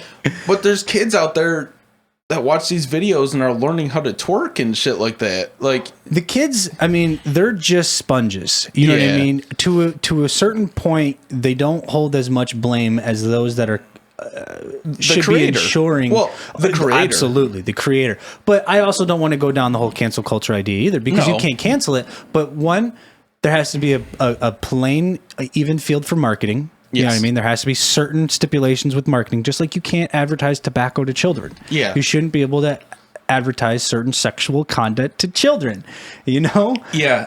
That comes down to parents watching their kids and such. Instead of phones watching parents' kids. Yeah. When it goes down that. But what is the real benefit of songs of that nature? It's not enlightening your mind. It's not empowering anyone. It's... I mean, do you really want me to go down this conspiratorial hole? Because I really could. Send it. What's the benefit of sexualizing the youth? Basically, like what's the benefit besides monetary of putting songs out there like WAP and letting it be infiltrated and infested in these kids' minds? I wouldn't necessarily just say sexualizing the youth. I would say, I mean, yeah, the over-sexualization is a thing, but I just mean the ridiculous songs anyways. Like, so another artist came out with the "You're Such a Hoe" song or whatever. I'm sure you heard it. Is Kanye West. And I'm gonna be honest with you, I haven't, and I'm thankful to say that. Oh, yeah. But go ahead. But it's bad. It's terrible. There is such an over-sexualization, but it's also a dumbing down. Sure. Lyrically, it's not stimulating. I mean, you are getting some of those intelligent artists out there who are having thought-provoking lyrics. I feel like there's more that are having thought-provoking lyrics. I feel like there's like a combat to it because you're right. For a period of time, it was very dumbed down. Yeah. It was very bad. Like I don't mean like bad good, but like, this is bad. This is blah, blah, blah, blah, blah. I'm so bad for this and that or whatever. You know what I mean? Yeah. There was like an egotistical bragging about doing something wrong or whatever. But I don't know. I truly think there's something very nefarious about how common and normalized they're trying to make sexualization to the youth. Even when you get down, and not to hinder anybody's thoughts or beliefs about their own self, everybody should be able to make their own decision. But at certain ages, you should not be able to decide for yourself because you simply don't know what's best or good for you. Yeah. And when you allow children to change their gender per se, you're allowing them to think about this sexualization of their own genitalia. Yeah. So you're already ingraining the idea of thinking about this kind of thing. And not just that, but normalizing it. Like, this is normal. And you're almost giving a child too much free will. Of course. And that's not teaching them well. That's teaching them that they're going to be able to go through life doing whatever they want, and they're never going to be reprimanded for it. Instead of all agreeing to a society that we abide by, they're kind of being told to create it how you want it. Yeah. Which, okay, but you still have to respect that you're not the only one out there. You know what I mean? It's not catered all around you, though you can put your best forth energies out there to make any positive changes you want, but it's not just all about you. Yeah. And I mean, there should be a reprimanding for it. There should be, I don't want to say punishment, but like, kids need to learn that certain things aren't okay to do in the form of punishment. Like, not punishment, that's not the right word, but they need to learn that they can't just do whatever. Sure, there's a detachment. Yeah. And with the over-sexualization, I feel like that's teaching kids they can just do whatever and get away with it to an extent. And kids... But there's an empowerment there that I am in control of my body at an age, which I agree. But what I think it does, though, and this is where I'm going to kind of go off on a little bit of a tangent and get very conspiratorial, what's more powerful than money? Control. How do you get control? Is loyalty through people. You know what I mean? People are ultimately who make you money, whether they buy your product or whatever. So when you have people under your control, whether that be blackmail, which has been very prominent form of control, you know, if you have somebody blackmailed, you can essentially have them, get them to do whatever. That's more valuable than money. Yeah.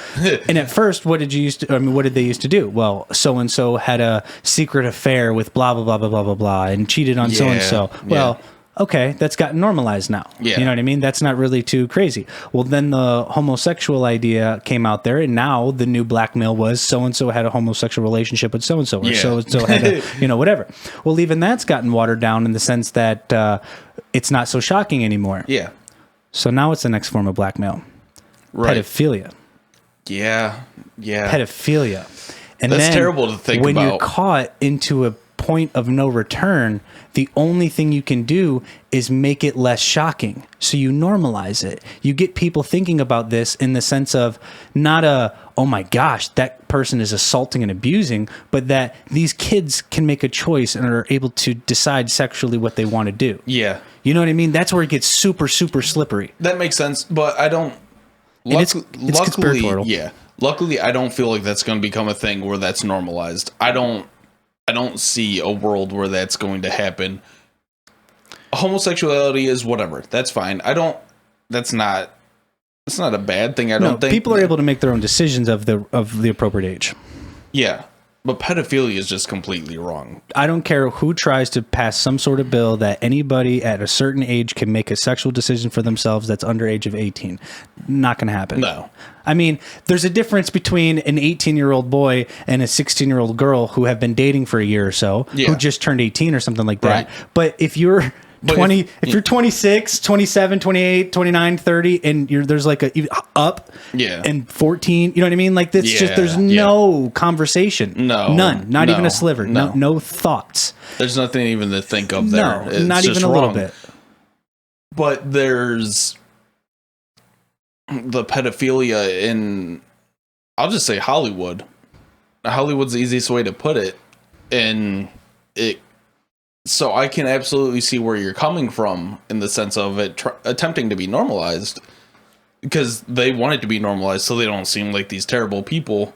Meanwhile, they're taking advantage of children in telling them this is the only way you're going to get into Hollywood. Yeah. Which is a very real thing. Yeah. There's a, I mean, because once you get to a point where you're blackmailed, you can only trust people who are blackmailed. Yeah. That's it. That's literally the only form of trust when you get to that level, you know? And it's not to say that those that are talented and whatnot cannot pave their own path. Yeah. Especially nowadays with the internet, it's provided so much easier. But before then, though, there really wasn't much of a path. Yeah. They kind of created that a one-way highway. Yeah. You know what I mean? Yep. And thankfully, I think you're right in the sense that it's not going to be normalized, because personally, I believe this has been a dark, very recent past for us. Yeah. But we are going to get through that, and that will come to light. Yeah.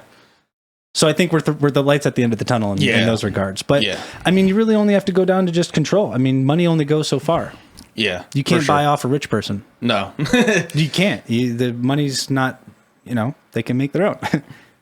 Yeah, most definitely. I don't want to use that song as the only basis. Sure, I there's just want to plenty of them out there. I just want to use media in general. Would you say that media is attempting to dumb down not just children, people in general, and making it entertaining in a way that will give the idea to stop searching for more personal growth or more thought-provoking objects such as books or even videos that are entertain your mind more?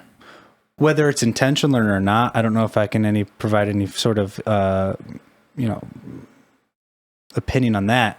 But yeah, I would have to say so. I mean, if you just think about what's popular, it's not the most intellectual and thought-provoking things. Not at all. It's very docile. It's very, in the sense of very, I mean, it's not liberating. You know what I mean? Yeah. It doesn't make you...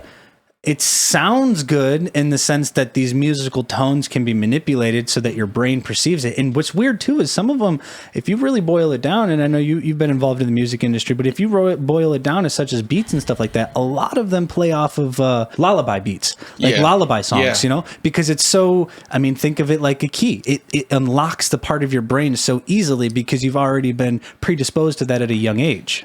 Which makes it comforting. Sure. It's comforting to hear similar sounds to what we were hearing at a young age. So yeah, I would say, I mean, I don't really want to speculate on intention, but I would say it's obvious to me that there's not the most uplifting, the most positive and uplifting entertainment medias out there are not getting the same marketing and publicity as the media that is not so good for growth. Yeah. So would you think of how I want to word this? Do you think it's a comfort thing in the sense of when someone listens to a song with terrible lyrics or they're watching ridiculous media that it makes them feel smarter? And that kind of comforts their thought? There might be something to that. Yeah. So there's this idea that it makes you feel better about yourself because at least you're not them. At least you're not doing that. At least you're not participating in this or that or whatever. Sure. But that also still stems from a negative idea that egotistically you have to be better than someone. Yeah. So I think even though there might be a empowering sliver there, I think it's stemmed from an idea of negativity of you having to feel like you have to be better than somebody else. Yeah. But whether the lyrics, I mean, people have different unique experiences. So people have different unique outputs of creativity. So I'm not saying that everything good should have one blanket format. People are creative beings, you know what I mean? Especially in that realm. So I don't want to limit that or say like only these good songs, you know what I mean? Think about like Christian radio or something like that, you know what I mean? There's differences in that versus entertainment or media that stem directly from an idea of trying to make people not feel good about themselves. Yeah. It also, mainstream media also puts more thought-provoking things on the back burner. So you don't necessarily hear, I don't have a song off the top of my head, but songs that really just make you think aren't promoted through media. It's more so seeing songs by Cardi B and I think whoever, right? Like, fill in the blank. Yeah. Little blank, fill in whatever. Yeah, Lil whoever. Where does that stem from, though? Especially someone has been interested in the music industry. That comes from those the record labels. They have the power. Yeah, they have the power to control what's on the TV or what's controlling the radio. Yeah. Your independent people who are more likely to provide thought-provoking media, though they have all the tools to them at their disposal, they still have to do it, which is part of the point. It's just hard for me to see why that sells. I don't think it... I would look at it like this. I think if you throw enough mud at the wall, a big enough percentage sticks to where it looks very convincing. Yeah. Because a lot of people see through it. So if you throw enough mud at the wall, some of it's going to stick. And if you get a big enough percentage of it, it's going to look very convincing. You know what I mean? Who's to say when they get these videos who have, I don't know, 100 million views, well, did they pay to advertise that to 7 billion people? Right. Also, how many songs are out there of that nature that have 1,000 views? Right. How many times did they have to go through this process? Which obviously, when an artist builds a name for themselves, they're going to be, or when whatever builds a name for them, then obviously they're going to get more views. But I think it's people are just comforted by the music. It's simple to them. I think it's because we're very vibrational, frequent beings, and we can relate to music very well. And it's very comforting because we're heavily influenced by it in the sense of that we're literally intaking musical waves that can very much change the way you feel or the way you think just by what you're listening to. And I'm not saying that like just because you're listening to a song with maybe aggressive lyrics or something like that, that you're going to go ahead and do those aggressive things, but it might put you in a state of mind where you, I don't know, say you get out of the car and stub your toe versus being like, ah, man, that sucks. You're going to be like, oh, what the, you know what I mean? Like you're going to be already in a more negative state of mind. So the wavelengths from music are essentially vibrating on the same level as ourselves. And that's why people are able to relate to it in such a way.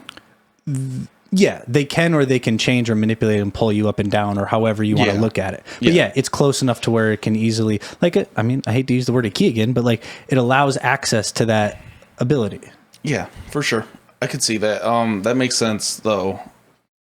How I've thought that before with music that I've listened to. Like, perhaps this is.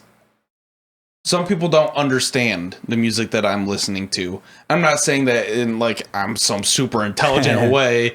I'm saying that in the sense of I listen to metal, and not a lot of people necessarily listen to metal, but I vibrate on that wavelength with metal. And someone that listens to rap, they vibrate with that, which I listen to rap as well. But it can absolutely be the same wavelength. Sure. But the genre does not specify the wavelength. No, not at all. So, but people don't necessarily understand it. Yeah, well, that's fair. That's fair. And I think a lot of that just has to be with unique experiences and what you're predisposed to and what your general taste is. But I mean, by no means by this idea of metal having a negative perception does that mean that all metal music is bad and going to bring you down or whatever like that. You can use whatever creative ability you want. Now, maybe the lyrics would be a little something to kind of digest as far as what's really being said, you know. But even still, though, I believe that there's this idea of being able to detach and understand what you're listening to is not truly a real physical reality, but more so an expression of an emotion in a creative way. You know what I mean? But there's also borderlines, too. You know what I mean? Like, all artists do things intentionally, and if you're talking about, well, killing a baby or something like that... Well, where there's smoke, there's usually fire. Right. You know? And again, I'm not jumping to the conclusion that this artist is going around killing a baby, but that's not really what you should be absorbing. Yeah. You know? Absolutely. Which kids should not be absorbing the media that they do, that their parents are allowing them to, which it's not the kid's fault. And it's not even the creator's fault that they are exposing the kids to this. It's the parents' fault ultimately. But is there really a need for the creation of that type of media? And I think that, because you're right, you can't go around, and one thing that we'll never promote on here is cancel culture. I will never say somebody should or can't make some sort of content. No, everyone's free to make whatever they want to. But I would like to argue that that content creator would not make that type of content if that content creator were existing on a different frequency. They're only making that content because they either want to take advantage of an opportunity, which stems from greed, which doesn't come from a very good place. Yeah. You know what I mean? Or they're just genuinely trying to manipulate the way that people think, which still, again, not a good place. Yeah. So, I mean, that brings them to the point where they're operating on lower wavelengths, which is going to put them in a more harsh afterlife. Yeah. Or if there is such an afterlife. Because of what they're projecting. And I would actually even go so far to say that the more influence you do have, like if you are a content creator and you are promoting a lot of negative energy, well, that's going to be sevenfold on the back end. Yeah. And you have much more influence versus if you were just going around to your neighbor saying whatever, your influence, though there's a ripple effect, you have much more responsibility. Yeah, because they're not just influencing their neighbor and the person that their neighbor tells and such. They're influencing hundreds of millions. Other countries, all sorts. There's a massive, massive influence there. So that makes them worse than you going and telling some random little fib or whatever to your neighbor, just saying something random to your neighbor. That I feel like that will create a way worse backlash on them. Or even in the same sense of like this, kind of give the viewers a way to perceive this. Even if you said that same lie to your neighbor, you would receive that negative back end of that feedback that you gave there. If you said that same exact lie on the media and let that go out to vast amounts of people, even though it's still the same thing, you're going to receive much more negative feedback from that because you're influencing much more people of that negativity. Yeah, you're saying the same thing, but the amount of people you're influencing is way more. So it's worse. Which is scary when you think about what these people like Cardi B and whatnot are doing. Yeah. You know? Yeah. How much influence do they... And it's sad to say, but the amount of power that they're given, you know what I mean? The responsibility that they just forego. Yeah. It's kind of shocking in its own sense. Do you think that their negative influence has impacted where we are today in the sense of technology, in the sense of evolutionary things? I wouldn't say evolutionary because evolution has to happen over a long period of time. But we'll go with technology. I would say absolutely. Now, I don't want to give I don't want to give Cardi B all the power on this. It's just an easy one to say because it's a very known name. So, but I don't think her direct negative output directly influences our technology. But I think the direct negativity that does come out influences all of us on how we live our lives in the sense of our frequencies. So therefore, if you're all at a lower level, you're less likely to think of more positive things because you're just being suppressed to this level. So again, directly, I think it influences the person and the wavelength that they're on. And therefore, the person ultimately is the one that's able to come up with the technological idea or to make the advancement of whatever it might be. So if you're living in a society that always is trying to make you exist on a lower level, you're not going to have those higher level thoughts. You're being suppressed. Yeah.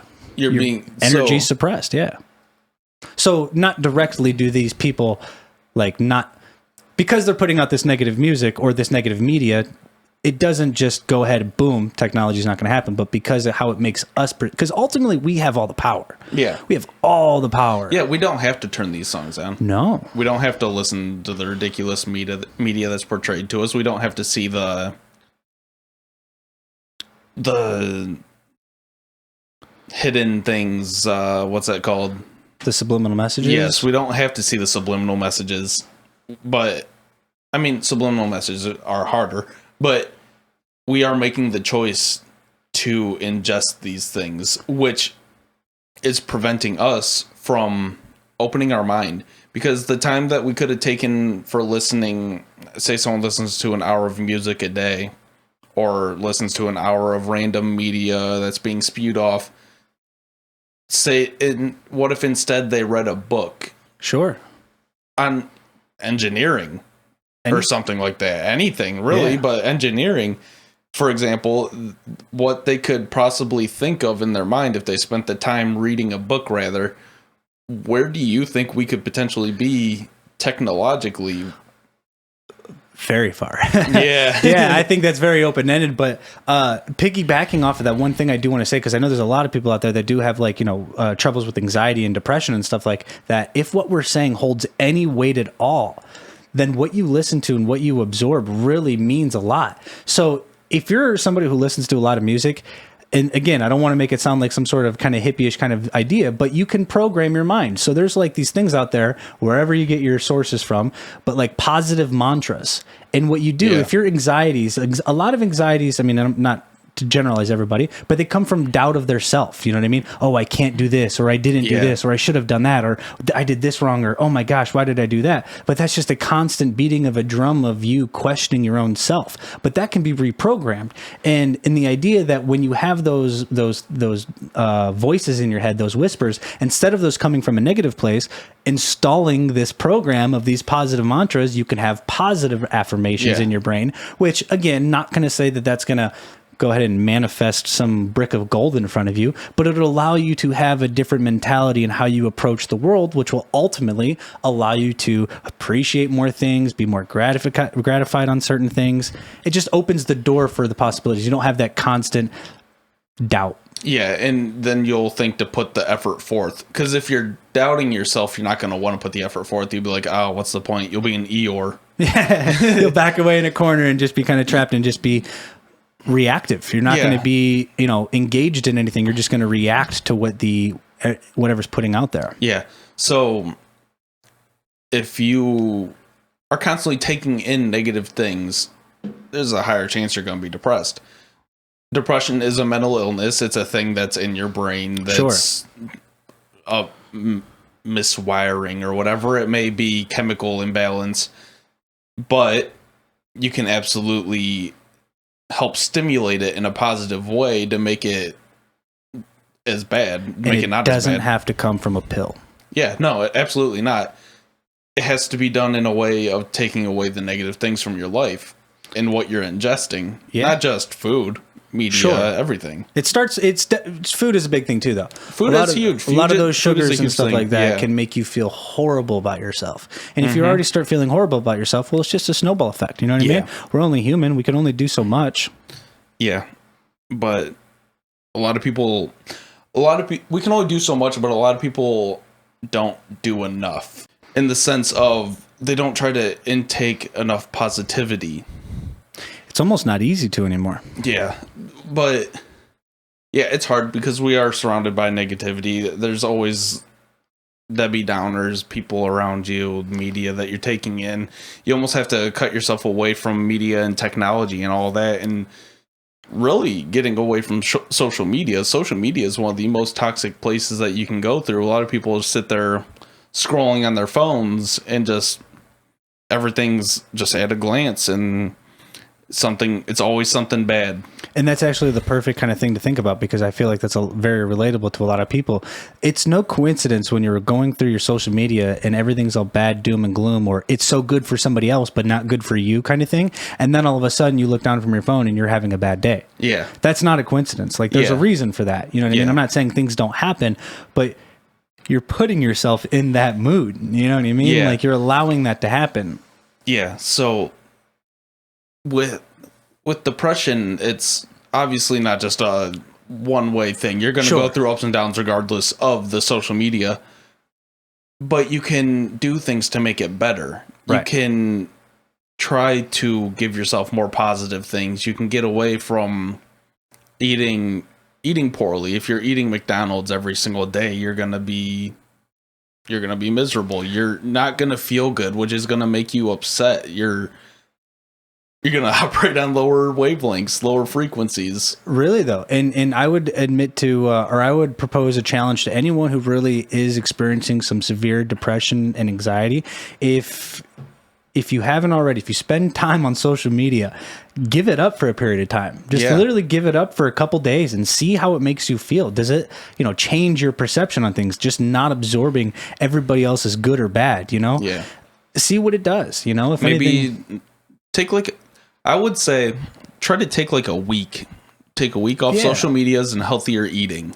And you'd be surprised when you're it's hard to be self-confident about yourself when you're always either looking at somebody else's successes or somebody else's failures. Yeah. You know what I mean? It's hard to instill your own confidence when you're always being allowed to be influenced by either, oh, well, so-and-so went here and they did this, and oh, I'll never be able to do that, or oh my gosh, this happened to that person, and oh, that can't happen to me, or you know what I mean? All of that stuff comes from a negative endpoint. Yeah, absolutely. Like, so I'm a heavy soda drinker. Mm-hmm. I can't, it's hard for me to not drink soda, but back a couple years ago, I tried to always quit, but it's hard for me. But a couple years ago, I quit completely drinking soda, and I've picked it back up since. But it was like 6 or 7 months that I quit drinking soda for. Dang. It was pretty good. It was a good long time, but I have a question. Did you notice any physical differences? Like, did you have a headache? It was at first? insane. Yeah. It was bad. Like, the first week was awful. I was miserable. I just had migraines and stuff. So, yeah, it was bad because a lot less sugar, a lot less caffeine. But, and it was Mountain Dew too. It's one of the worst ones probably. But after like the week, I had so much energy. It's crazy. I had a ridiculous amount of energy. I was sleeping better at night. I wasn't as miserable because I've battled depression throughout my life as well. And getting rid of the sugar and the caffeine in that way did so much for me mentally. Oh, it's crazy. I had so much more energy at work every day. I wasn't so groggy. I wasn't miserable. I felt good. Yeah, it's a good thing. That's a good thing. Yeah. So like changing your dietary choices makes such a difference. It really does. And that's a good example there with the sugar there. I mean, when you cut out that sugar, you don't have that crash. And just with, I've done this recently, I did have a cheat day. I did have a cheat day there. You probably felt terrible. I did. I felt bloated immediately because that was the big thing that I've taken away from this diet, or this disciplined eating, I should say, is that I don't have that bloated feeling. So I don't have this miserable of like, oh my gosh, I'm so full, I'm going to explode kind of thing. Yeah. And that kind of still creates this idea of being tired and downtrodden and just kind of mopey and, whatever. But now I don't have that. I'm kind of up, light, ready to go. I mean, I'm not going to say that I have the most energy from but I think it stems from just that feeling of being miserably bloated. Yeah. Well, society, especially being in America, has taught us overeating's normal. Yeah. It's taught us that eating bad things is normal. It's taught us that there's not enough time in the day to cook. It's taught us that there's not enough time in the day to do whatever. It's taught us that water doesn't taste good. Yeah. And it's weird too, because now they have to flavor it. You know what I mean? Yeah. And I get it. If you don't drink water and you prefer flavor, I mean, cool, but it's water. You know what I mean? But society has taught us that those things are normal. It's taught us that overeating's okay. It's taught us that now it's teaching us that being a little bit fat is okay. It's teaching us that obesity is normal. Which, not to go down some sort of controversial path, but everybody should be confident in their own self, but nobody should be so willing to accept their own self as if they can't be better. Yeah. That's where it really kind of grinds my gears, is that there's just this acceptance of complacency. Yeah. I'm not trying to get negative in the sense that like anybody should feel bad about themselves. Never. But it should not be promoted to not be healthy. Yeah. There should it should be normal to be healthy. Yeah. Healthy should be normal, but it's not. It's not the normal right now. And I'm not saying that you have to be skinny to be healthy. I'm not skinny. I eat pretty well, though. I'm a pretty healthy person for the most part. I try not to eat fast food. I drink too much soda. I'm overall pretty healthy, though. And there's people that have thyroid problems and stuff. They don't digest food the same way or whatever. Their body doesn't process it the same way. But there's people that completely disregard any healthy choice. They just eat McDonald's and be like, oh, being thick's normal. Yeah. I'm just a plus size person, but really they're 300 pounds walking down the street, 5'10", and they haven't lifted a single piece of any gym equipment or gone for a walk. Or even walked more than 5,000 steps a day or something like that, you know? And that's become so normal, but that's creating health problems. And it's okay to be happy and confident in your skin.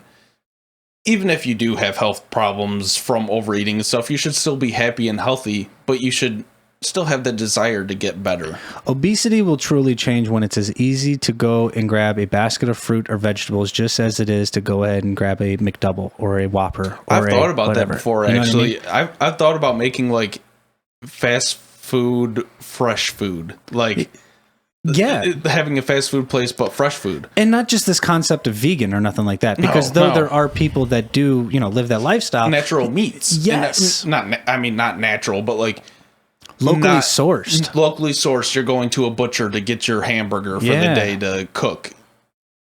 But in a cost-effective way that's fast for the general population that doesn't want to cook. Well, and that also kind of stems to this idea that we're limited to our financial resources, which stems from this limited of energy and capabilities. So if we had a lot of these things taken care of, it would make it more financially feasible for you to spend money for the extra local beef that go down to the road to buy it from, whoever. Because yes, it's more expensive. It's going to cost more because you don't get 8 million... exaggerating. You don't get thousands of semis full of, frozen beef coming across from wherever, you know what I mean? It's obviously going to cost more, but for that to happen, and that's probably why it hasn't happened, is because we're limited to this constructed reality that we've all accepted. But the quality of food as compared to what we would be getting would be insane. And it's almost at the point where you're going to a restaurant, but why can't that be the normal for fast food? You'd have to incorporate it some sort of way. So the idea is it would still be quick, but you wouldn't have to necessarily sit down and eat kind of thing. You know? So it would be, I would assume you'd still have a drive-through or some sort of pickup service. You could still do that. It would just be more quality, And that really kind of stems from this idea that not everybody wants to eat in your restaurant. People might enjoy your food, but if anything, this past year or two has taught us that eating takeout or to go or whatever is becoming more normalized in its own sense. Yeah, which I view at the point, if you're ordering takeout, why not just cook at home? Maybe you don't have the steak to cook.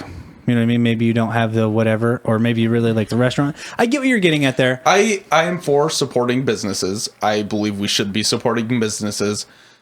Financially, it doesn't make sense to order food, though. And even time-wise, realistically, time-wise, it doesn't make sense. By the time you get on your phone and you order, you decide what you want to eat from this restaurant and you order it, it's going to take an hour to get to you. Right. Whereas on the way home, rather you could have picked up a fresh steak and some veggies, and that's going to take you less than an hour to cook, and you're already on your way home, passing that grocery store and everything, and it's cheaper.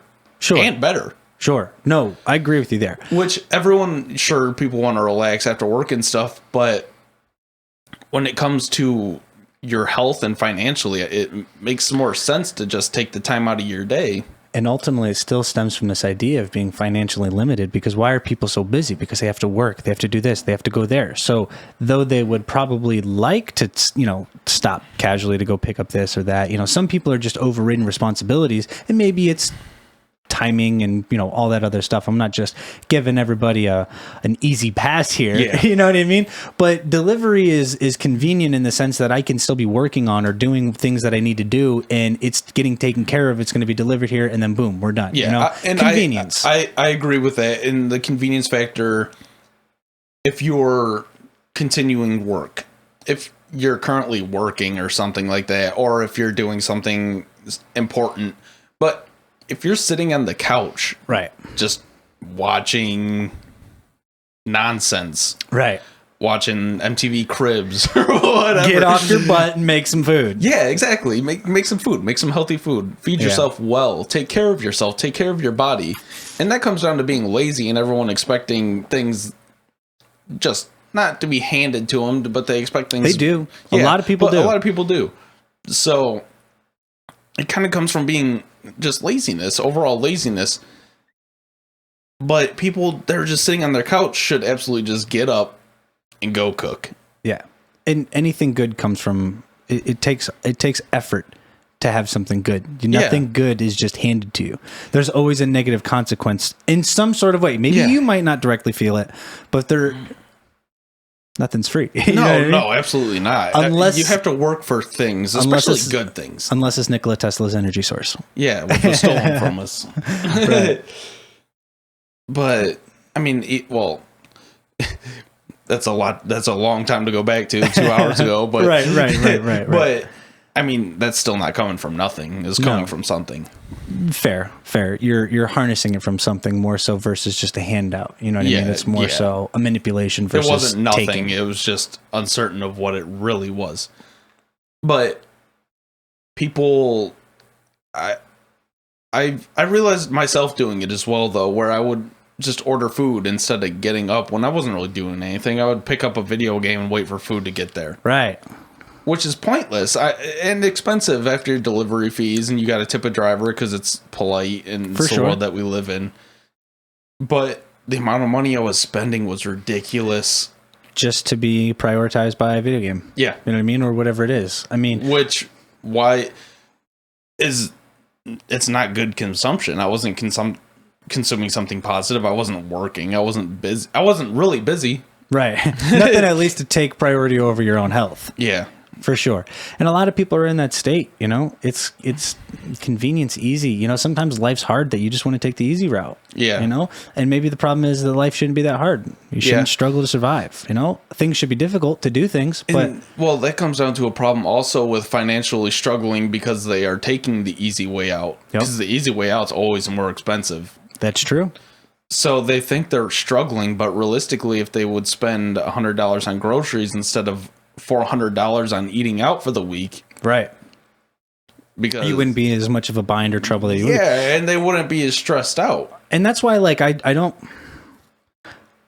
Coincidences as a word, things happen. You know what I mean? Things happen, but there's a reason why. You know, they might be indirectly a reason, but there's a reason why, like.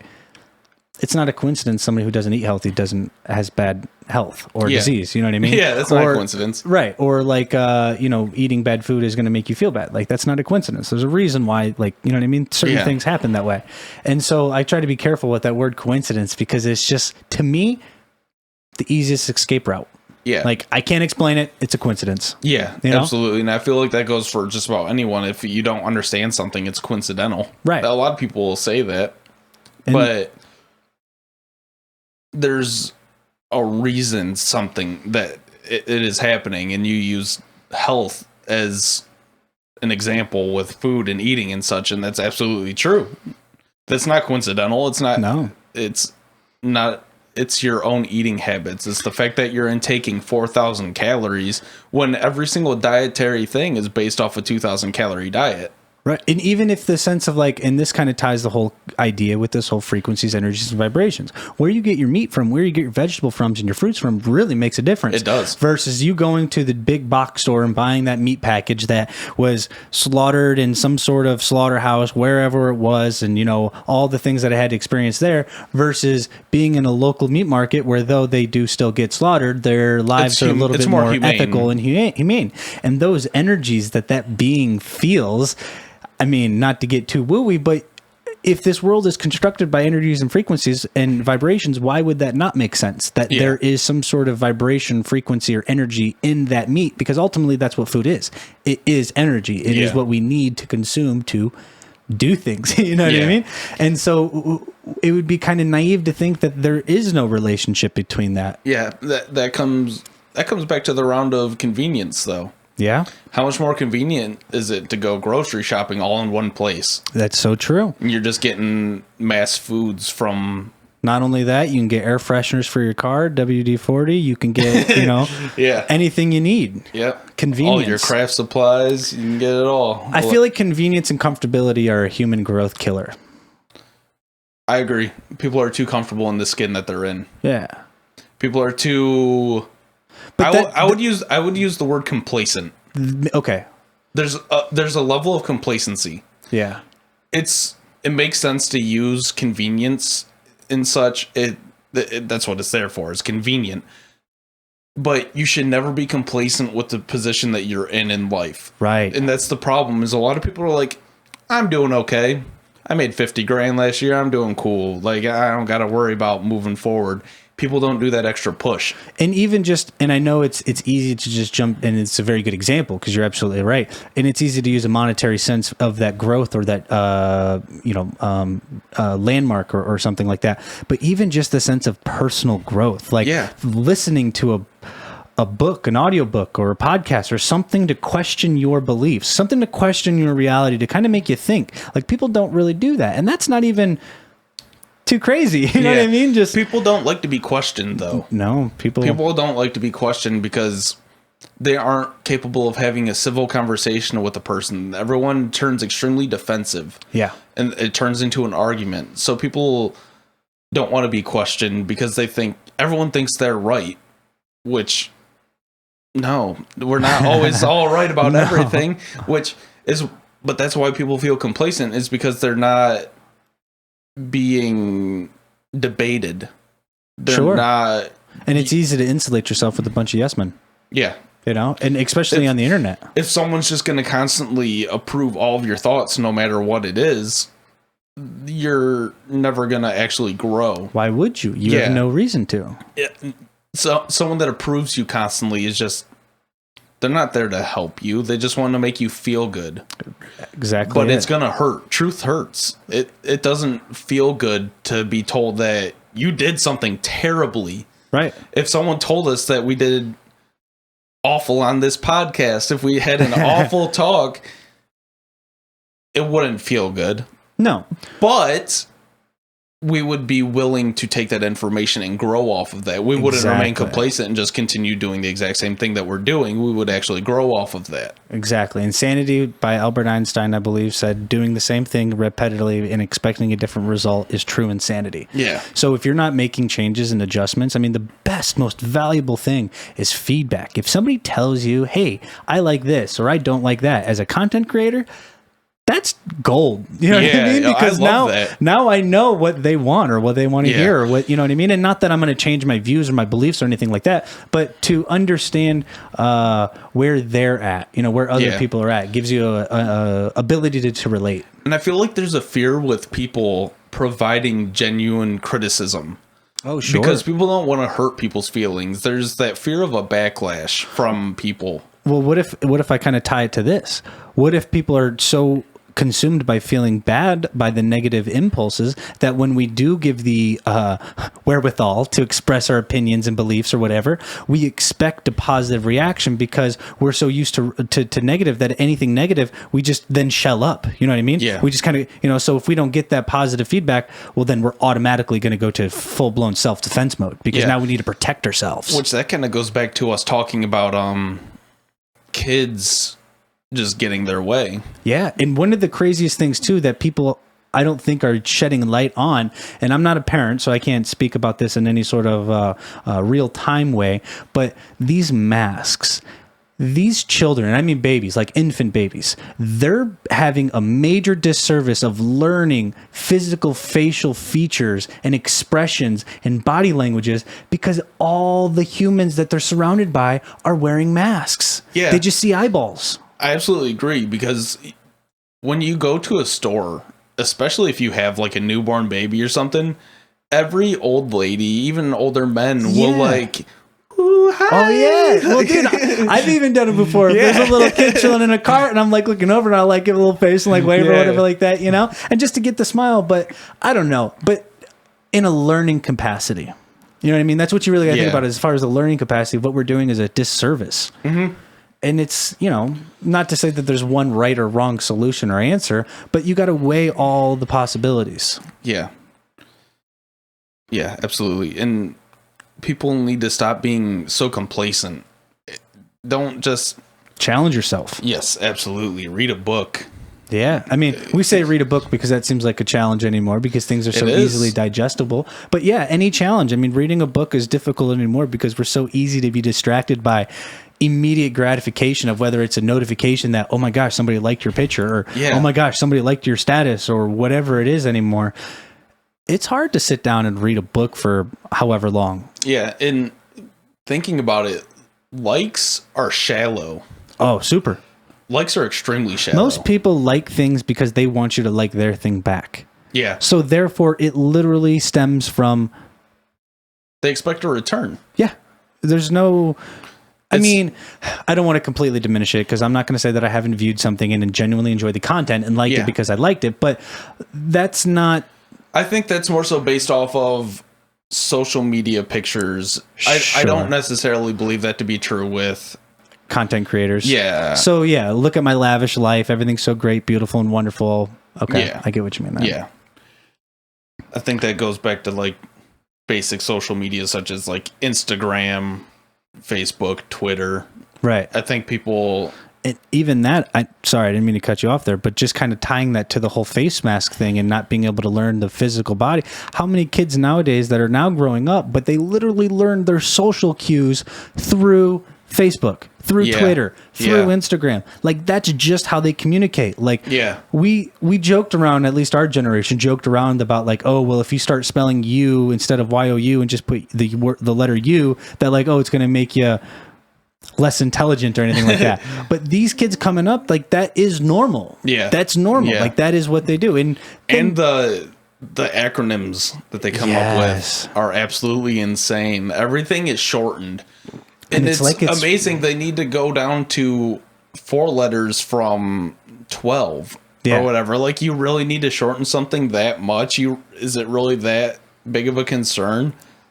It's going from seeing like I love you to ILY is honestly, ILY sucks. For sure. Typing out I love you versus ILY do not have the same impact. Absolutely not. They're totally different. Yeah. And in a way, I mean, let's tie the whole thing together. What if that whole idea is to minimize the emotional impact that you're allowed to do or even communicate? Because let's be honest, it doesn't make sense that through evolution, everything seems to expand or get better, right?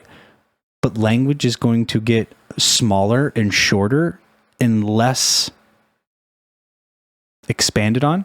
You know what I mean? Yeah. Which kind of seems like an opposite. Language is already extremely limiting. Sure. Based on any single language, it's extremely limiting. You can only speak so much. And ultimately, they're just sounds coming out of your mouth. Yeah, that you happen to perceive with your ears, and you can make an understanding of it.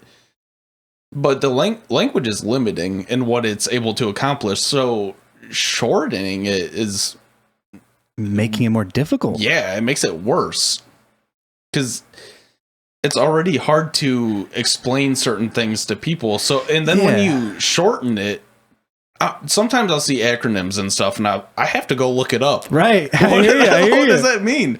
Like, and think about how dividing that is, because you're almost creating a group of people who have the ins on what's being said or know how to decipher it almost, versus those who are maybe an older population who don't understand. You know what I mean? One of the worst ones that I've had recently was AFAIK, as far as I know. Wow. Yeah, that was one of the worst ones that I had lately. Wow. And I see it all the time, but it's insane. Like, I don't understand why people need to shorten their sentences so much, why it's so inconvenient. I never did. I probably annoyed people because I'll put commas, periods, capitalizations. I'll put I'm has a contraction. You know what I mean? I put it all out there, because I personally just kind of, when it goes to the whole programming thing, I want to practice something that I'm going to just default to. Yeah. You know what I mean? And I feel like that leaves a lot less room for a misunderstanding, especially through texting or anything like that. Yeah. There's already such a misunderstanding through text and not phone calls necessarily, because you kind of have to speak it out more. Right. But with text or messages on Facebook, whatever it may be, or captions on pictures, it's so easy to misunderstand what someone's saying just based on how they're typing something. If someone happens to just put the letter U instead of Y-O-U, especially with like just I love you, for instance, if someone puts I love then just the letter U, it's like, damn, what'd I do? Right. It's like throwing out a K or something like that. Yeah. Like, I don't know. That's for sure. But why do people need that level of convenience? Complacency, laziness. You know what I mean? It's not difficult. No. It's not difficult at all. No, it's not. Really, though, you know? I don't know. Yeah, it's kind of crazy. We can probably touch on that as far as another podcast goes, as far as the implications of society, as far as what language can really do. Because, I mean, we kind of talked about it in the last podcast, actually. We kind of because we talked about how limiting indigenous tribes were with their language and their ability to speak things. So yeah, I mean that would probably be another good podcast to talk we could about. Probably branch off of that, but yeah. This has been a long one though. We're at, let's see, 2 hours and 30 minutes right now. I think that's pretty good. We talked about a lot of things. I think at 2 hours and 30 minutes, we got enough to work with. We can make something digestible and useful. So appreciate everybody who has partaked and joined in with us in this conversation. I mean, just providing food for thought. Leave us some suggestions down below and expect some more of this. Brendan, you got anything? Yeah. We're not experts. We're definitely not experts. But we just want to, like Kyle said, offer food for thought for people. Don't really got too much to say. He said it all. So thank you. Appreciate partaking at the buffet. Yep. Take care.